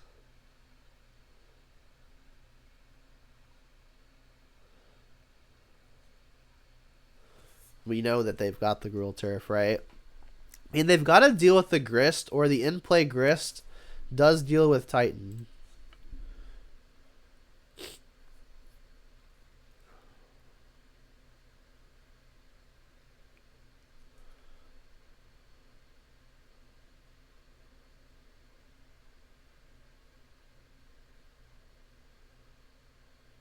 Hopefully, if they do have a copy of Titan, which it looks like they do, it's via Summoner's Pact.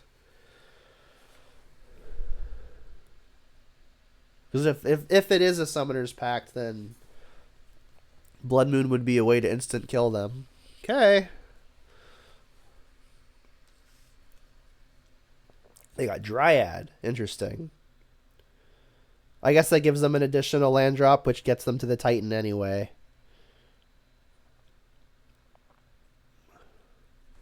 So they're back to 0 land drops. They've already used their additional, which was this one.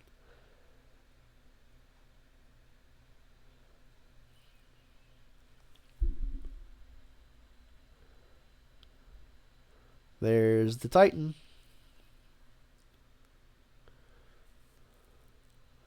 I think they've got a kill from here, right? I guess it determines if they've got the one that gives +2/+0 in Vigilance or not. Alright, because they could get Boros Garrison, or whichever the red-white bounce line is. I don't remember if Boros Garrison's the bounce land or the thing that gives +2/+0 Vigilance. That's Slayer Stronghold. So yeah, Boros Garrison's the land.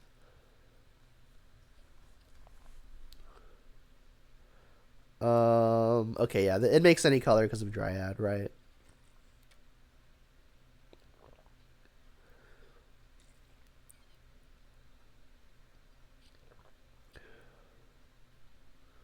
+2/+0 Vigilance.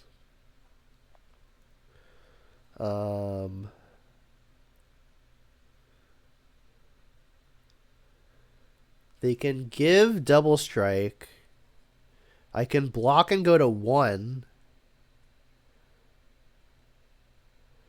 Yeah, I'm live to a Blood Moon. 1 is in fact infinitely greater than 0.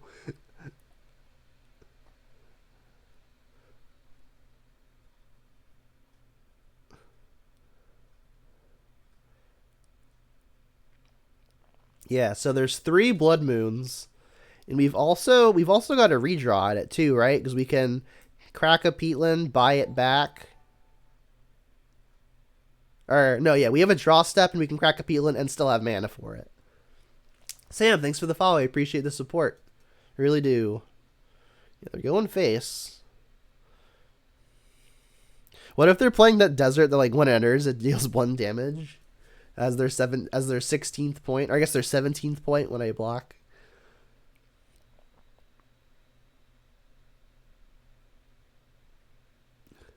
Although I remember hearing something about there was like some weird interaction with this and Blood Moon. I don't remember if it was a layers thing or what. Nico, thank you for the follow as well. I appreciate it.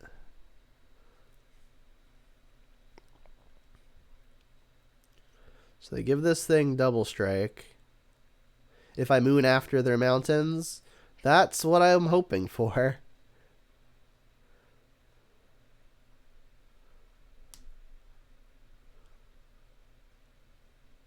They would never expect it out of us. Either. I don't think they would expect it in game 2 or 3 either. All right, it's got double strike. Oh, they can give it +2/+0 now. That works. Yeah, so we're dead. Boo. Would we have found it? Should we look? I'm gonna look. Oh, the game doesn't want me to see one more card down. They're trying to protect my feelings. Alright, I guess I'll just begin sideboarding. Alright, so Charmot's probably good. Kolaghan's Command probably good.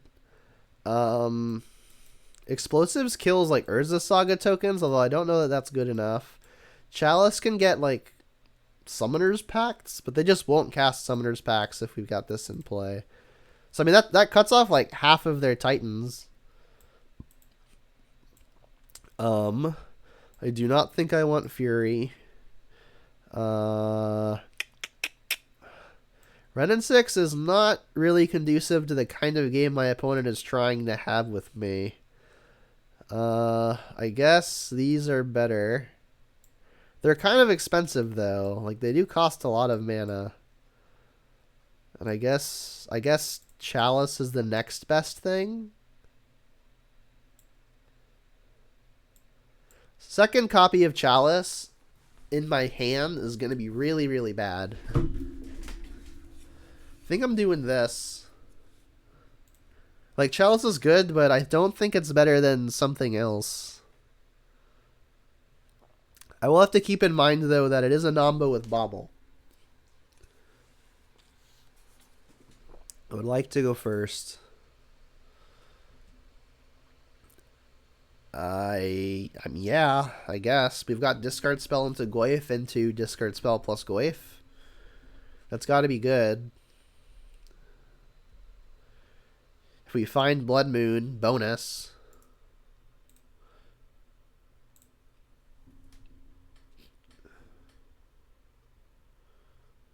They have mulliganed. Mulliganed again. I'm wondering if I should Thoughtseize first. Because, like, what if Inquisition were to brick, right?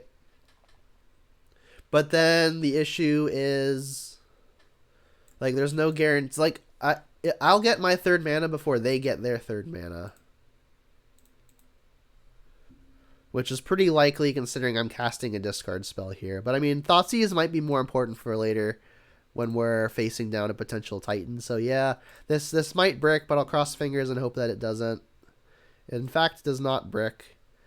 They've got nothing. I'll take the map.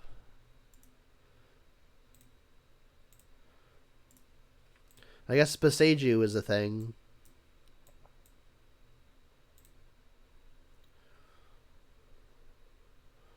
Alright, Tarmogoyf time.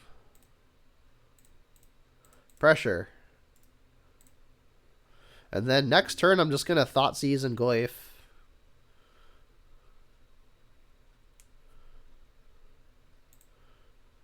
Get it on, basic. You know you want to. Boo. I guess that's probably like one breeding pool, right? Rule Turf. Bounce Forest, probably.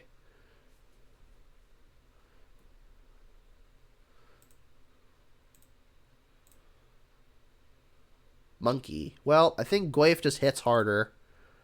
I guess we can Thoughtseize first and then use that as information. They are pretty far off from all of these things. I think I'm just going to take the Endurance and try to kill them before they get to Titan. Because it kind of doesn't matter here.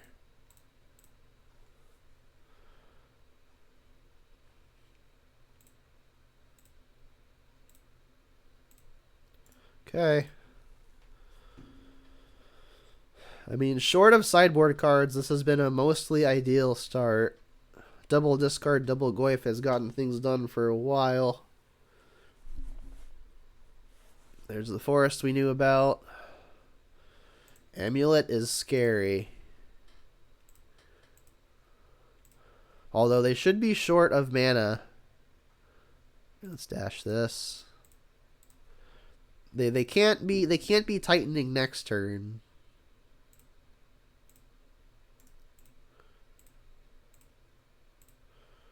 Crunch, trigger. We hit Dryad. I could just cast the Dryad as a 2/4. I think I will. This only affects the controller's lands. This is a creature that attacks.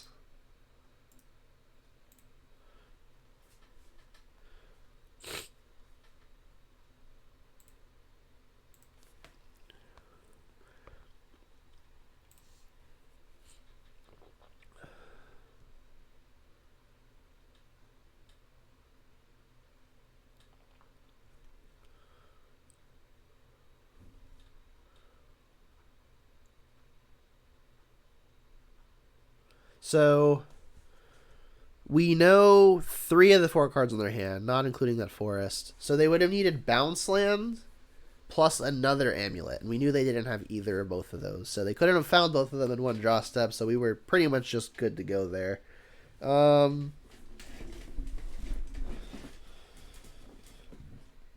think I'm resubmitting.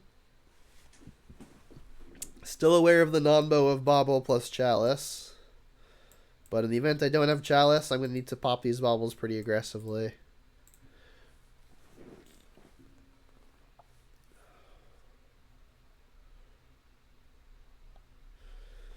Have not yet seen the moon. Like, this is the matchup it's for, right? Oy, I don't think I can keep this. If I find a green land, I get to go Inquisition, Goyf. I don't think that's good enough. This is just going to be too slow. Especially on the draw. I guess this is going to have to be better. I'll keep the fetch land in hand to contribute towards the Delirium. They've got the Amulet. I think I need to Inquisition first, because this means they could get Dryad into play next turn. I guess what I could do is Bauble first, because if I see a Dryad on top, I know I won't be able to take it anyway. Prime time on top, jeez. Alright, Inquisition.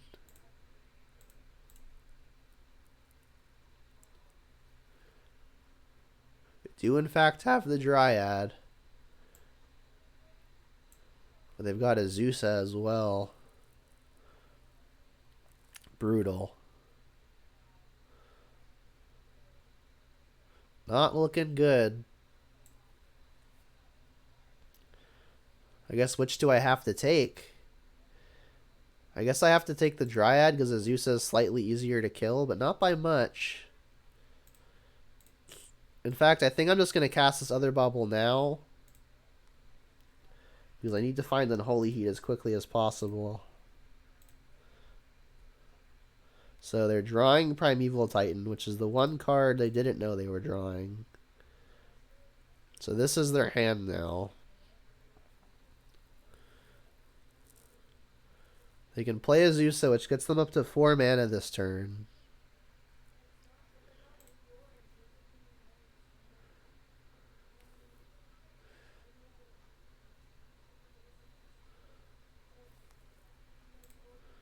Bounce the turf. Play Azusa.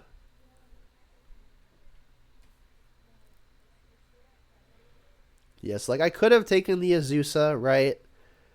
But they can't Titan this turn no matter what, and this is the one I can kill with the removal in my deck. I'm losing to one of the two, so I think I'm supposed to take the one that I have a harder time dealing with when both of them don't equate to a Titan on the immediately following turn. So they've got 4 mana here, effectively.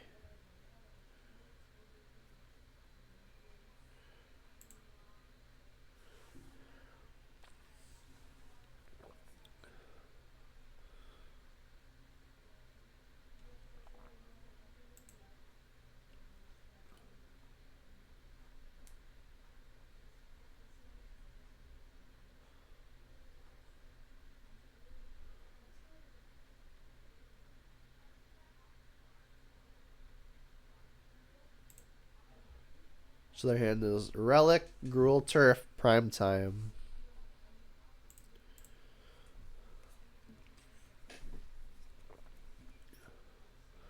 Uh-huh.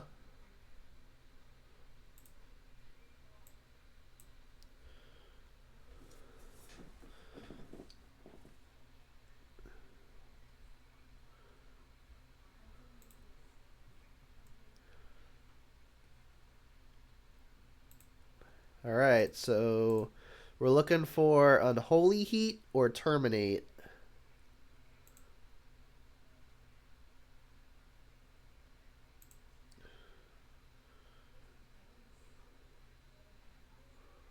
Did not find it. That probably means we're dead. I guess them drawing Slayer Stronghold means that maybe they don't have a way to give their thing haste, but that seems pretty unlikely. I guess I just have to play a Tarmogoyf.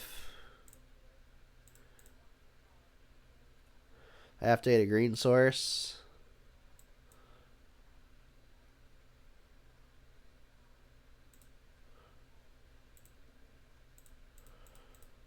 I don't think we're winning this one, unfortunately.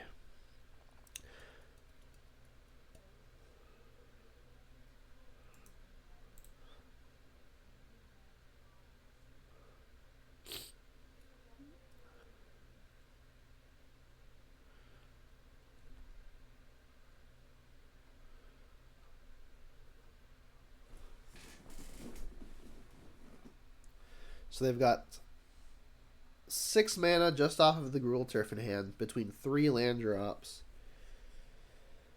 Oh yeah, I guess I'll just yield now, huh? Do your thing.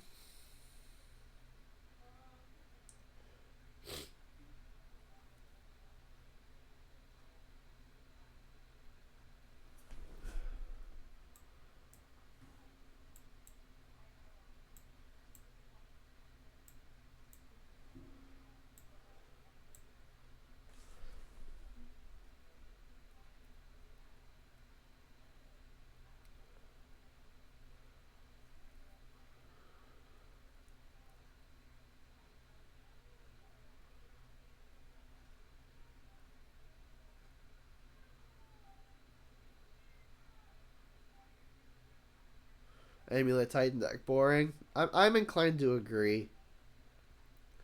The games aren't particularly interesting.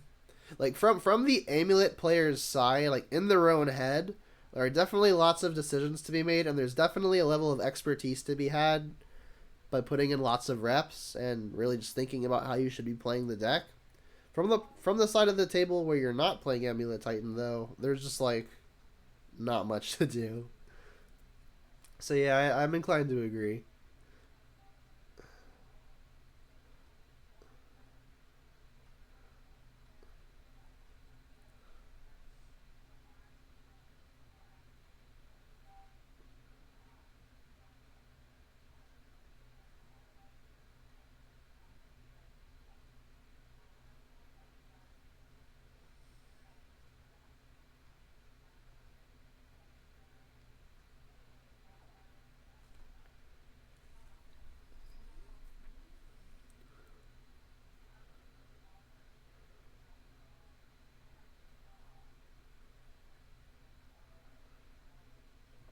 I guess, like, the way that I win this now is what? They'd have to somehow find a pact and, like, pact somehow, and then I'd have to Blood Moon them so they can't pay. It's just not going to happen, right? I guess if they somehow decide to not set up a second Titan and I find a Terminate, maybe.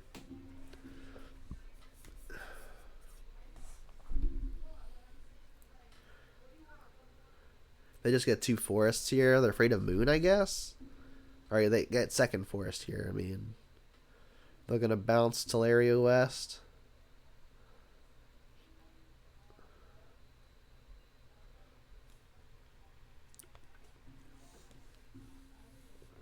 Yeah, this game does not look good. 8-6-0-1. Math does not fall in my favor.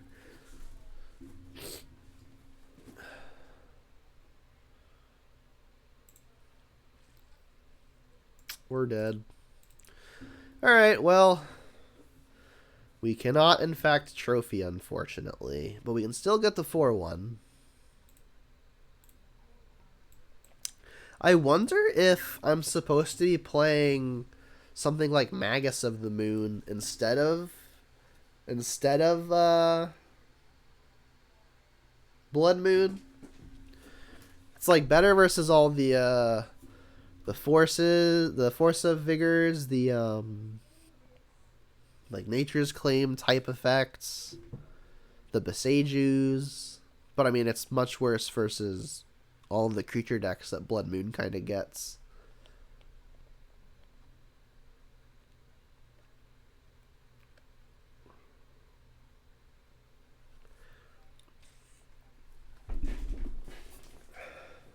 But yeah, game one, we definitely had a couple windows where Blood Moon would have just won us on the spot, which would have been sick.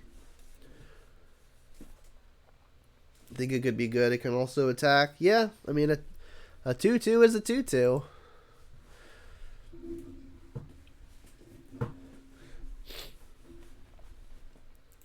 I think Blood Moon maybe would have been a fine card, like, if it cost triple red.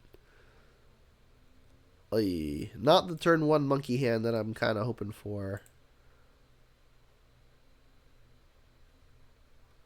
I guess I'll keep.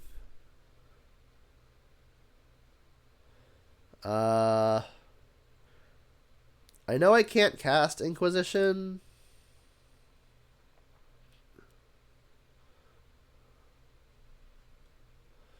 And then I'm going to play Forest first. Because next turn, if I find a fetch land that gets black, I'm going to want to get that, like, immediately.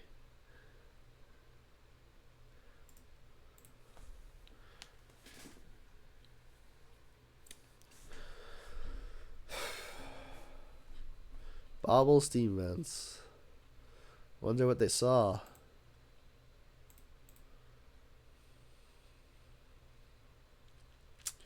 Not the land I was hoping to expose.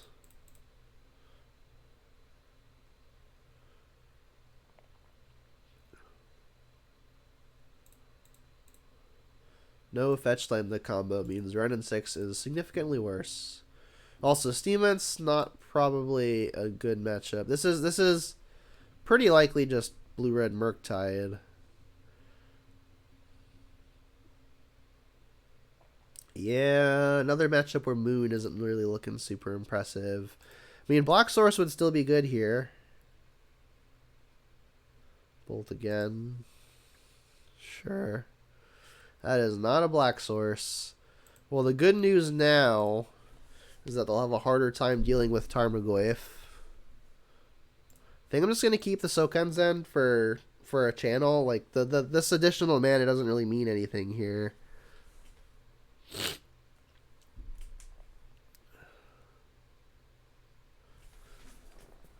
Yeah, this is looking like a just stock Murktide. One of the reasons why I'm playing a couple Terminates in the main deck. Maybe they get to shine. Come on, Black Source. I guess. I will attack you. Or not. Okay.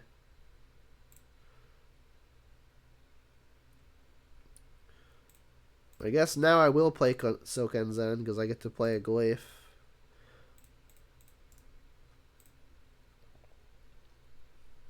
Well, the opponent might think I'm some kind of red-green BS deck.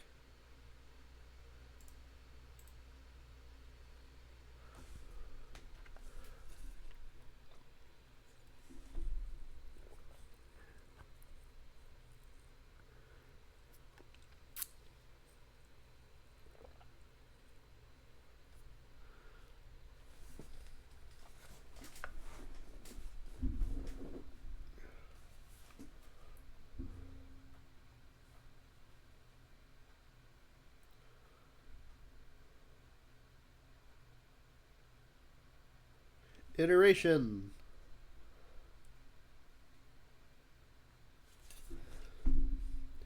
Give me that sweet, sweet sorcery to grow my Tarmogoyf until you cast your Murktide and make me feel sad anyway.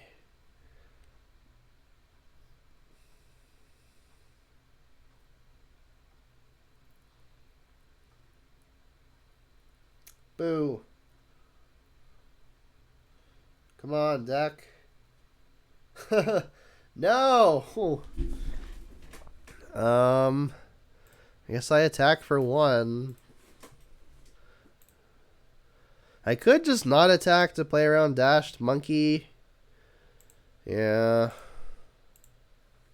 I don't want to play the Moon, because then none of my black fetches will get my black sources.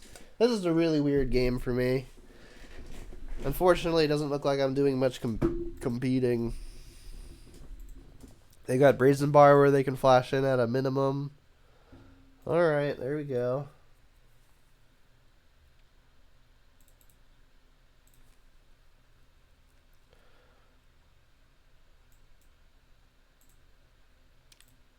I suppose I could have just, like, hidden my third color and conceded.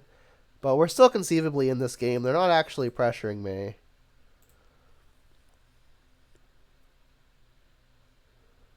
Sure. I don't know what they could be protecting here. I could play Blood Moon now, but it would literally do nothing. Flash in your thing and block. Yeah.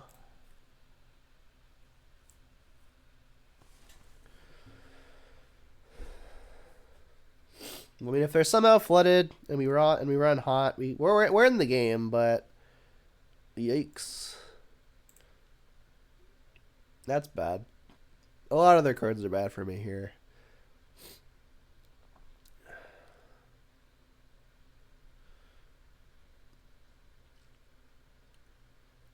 Been to Polluted Delta.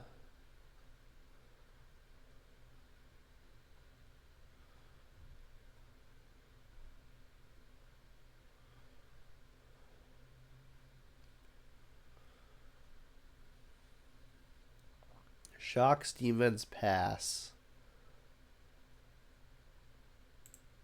Pass. I guess they're holding up Archmage's Charm. Likely found off of Iteration. Or not. I mean, or they have it, and that just tells me that they don't have another counterspell.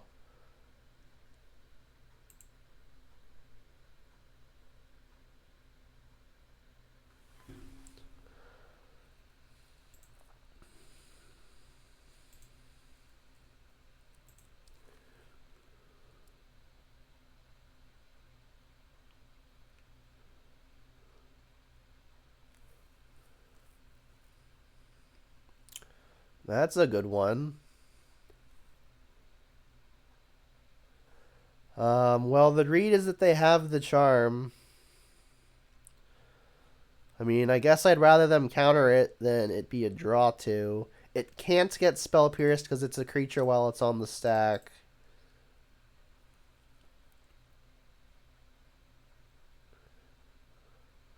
Bummer.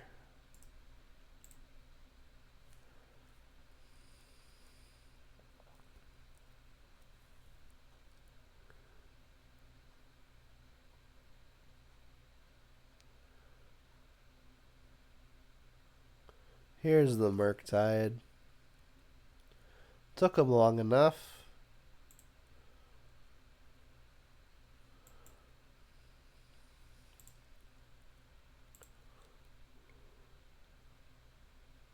Alright, if they counter this, I will concede.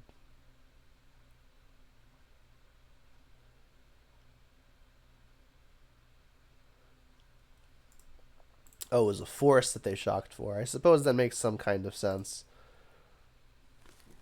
Main deck force is interesting. Alright, well, they stumbled, but we stumbled harder. Blue, red. Chalice on 1 is going to be good. It's really good against us, too, though. Probably not great. I don't think I want Soul Guides either. I don't want to use a card to delay a Murktide by like a turn and a half. That seems bad. Instant speed grindy spell seems good versus the counter spell deck.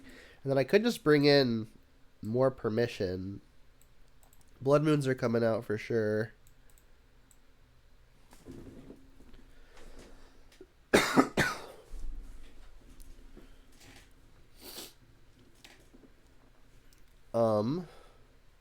I guess Furies can probably come out too. Kind of expensive and die really easily. I don't want to like evoke it, especially on the play when their creatures will be slower than mine.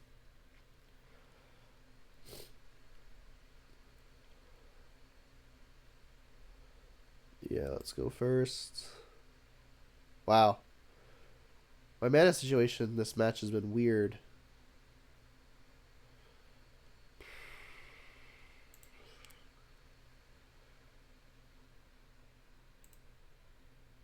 Not great.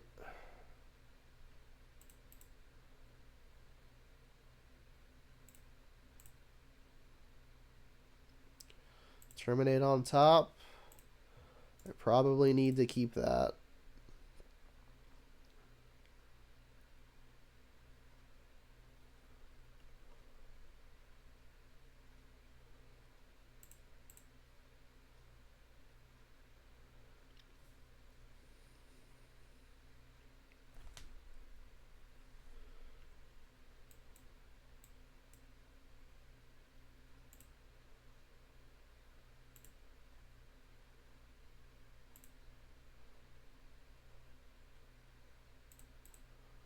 I'll scry trick myself. Which I guess I can actually wait to do. Do it on the opponent's turn.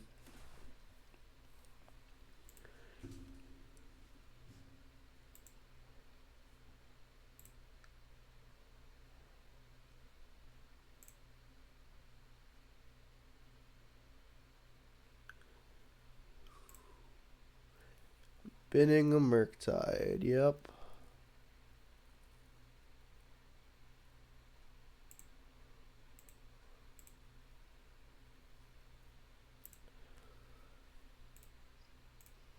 Am I worried about Blood Moon? Probably not. I mean, this card's probably fine, honestly. I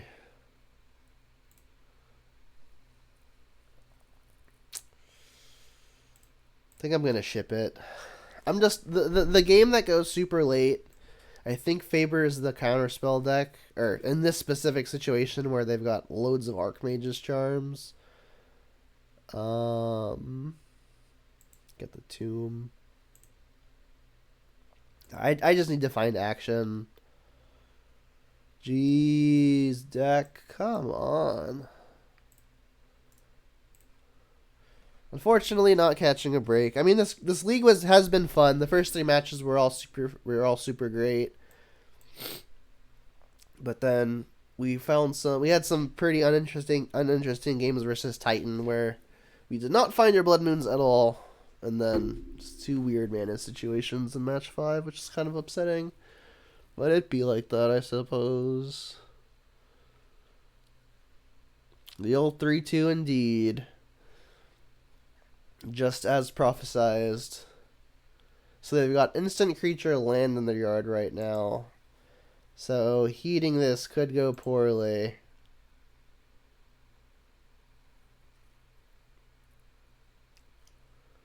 Suppose it's not that different, just waiting to see what we find.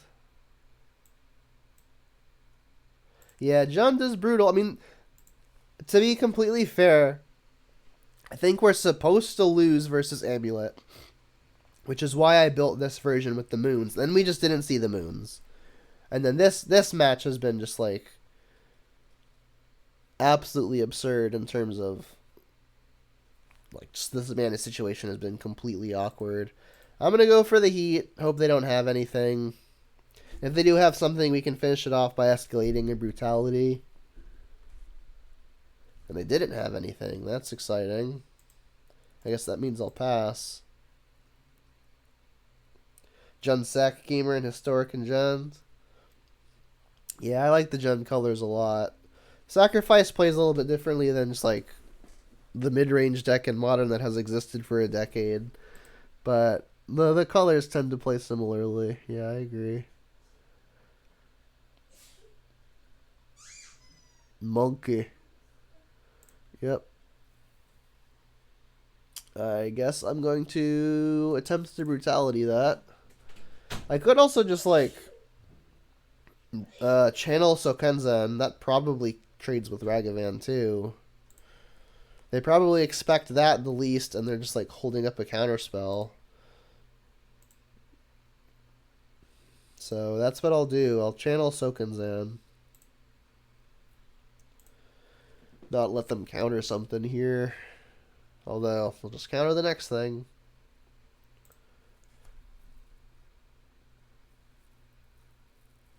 Not looking good. Not looking good, but I'll fight it. I'll fight it.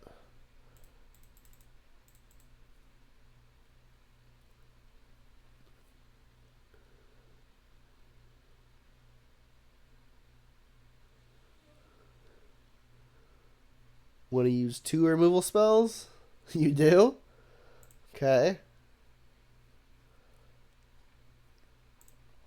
Brute Force Way. Come on, please don't hit something stupid. Please don't hit something stupid. I guess that's pretty stupid.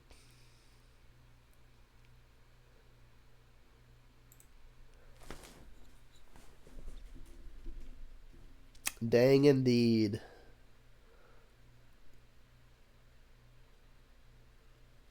Yeah, the first 3 matches of the league were absolutely insane. Loads of fun. Lots of decisions to be made. These last 2, not so much, unfortunately. Goyf's good. Target creature gets -2, -2.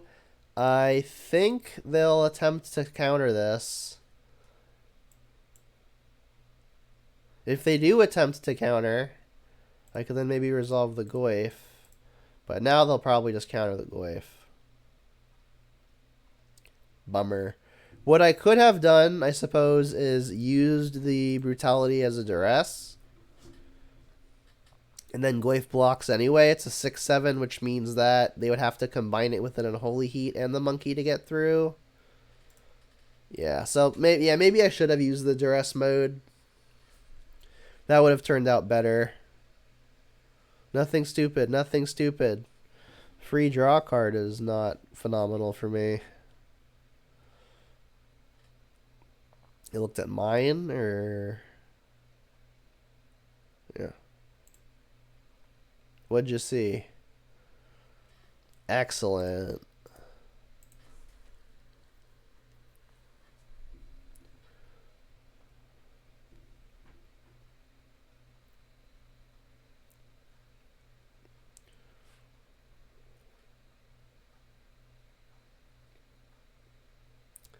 I will attempt to terminate. I will concede to a counterspell.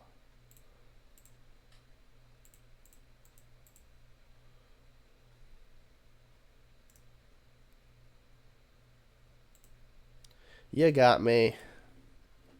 Alright, so I'll do a quick wrap up for purposes of the recording, which goes on my YouTube channel. So if this is the kind of content you like to see and you want to see a lot more of it, there's a lot more of it already posted on my YouTube channel. The link to which can be found on my Twitch, and it can also be found right here below my head if you want to just search my name on the YouTubes. So for the purposes of the recording, which is going on the YouTube, overall, ooh, not what I wanted to do. Come on, come back. Overall, mostly satisfying league. Blood Moon did win us a couple of games. I don't think our opponents expected it, and it definitely bit them. Um, against the one matchup where we really would have wanted to see it, which was the Amulet player, we ended up not seeing it at all, which was kind of unfortunate. But I mean, in all the other matchups, it didn't look ridiculous. I guess versus the Murktide player, also the game was kind of on autopilot. There wasn't really a whole lot to there wasn't really a whole lot to decide because the game kind of played itself. We drew a lot of lands, and our spells did not line up versus the opponent's infinite counter spells backed up by their monkeys, which would not hit a land for its life. That was annoying. But the first 3 games were great. Matches were great. And I had a good time with them. I remember what it was. We beat Rhinos, right? No, Living End. So we beat Living End, and now I can't remember the other 2. Does anyone remember what the other 2 matches were? We beat Living End. We beat... Oh my god, I can't remember. Abzan. We beat Abzan. We beat Living End. We beat something. Anyone know? Blue-red control. Yeah, so we went blue-red control into Abzan, into Living End. And those were all good games. The Soul Guide Lanterns came in big.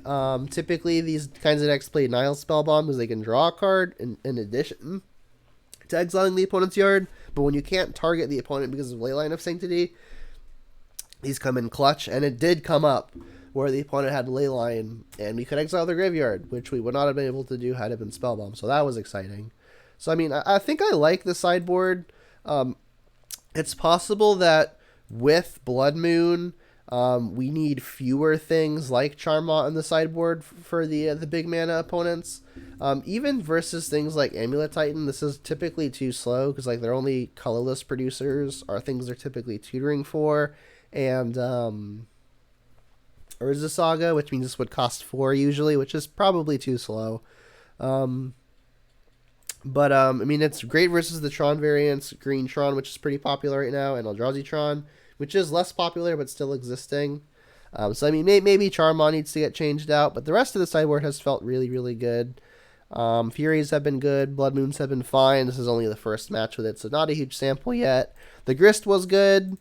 I mean, everything else is obviously pretty fine. So I mean, all in all, I think we learned a little bit. The Blood Moons maybe have a spot, maybe should be traded out for Magus. We did not see them versus Amulet Titan, but had we found them, Blood Moon is more susceptible to things like Force of Negation, Force of Negation 2, Force of Vigor, and like the various disenchant effects. So I mean, Magus is harder to deal with. So that's gonna be it for this recording.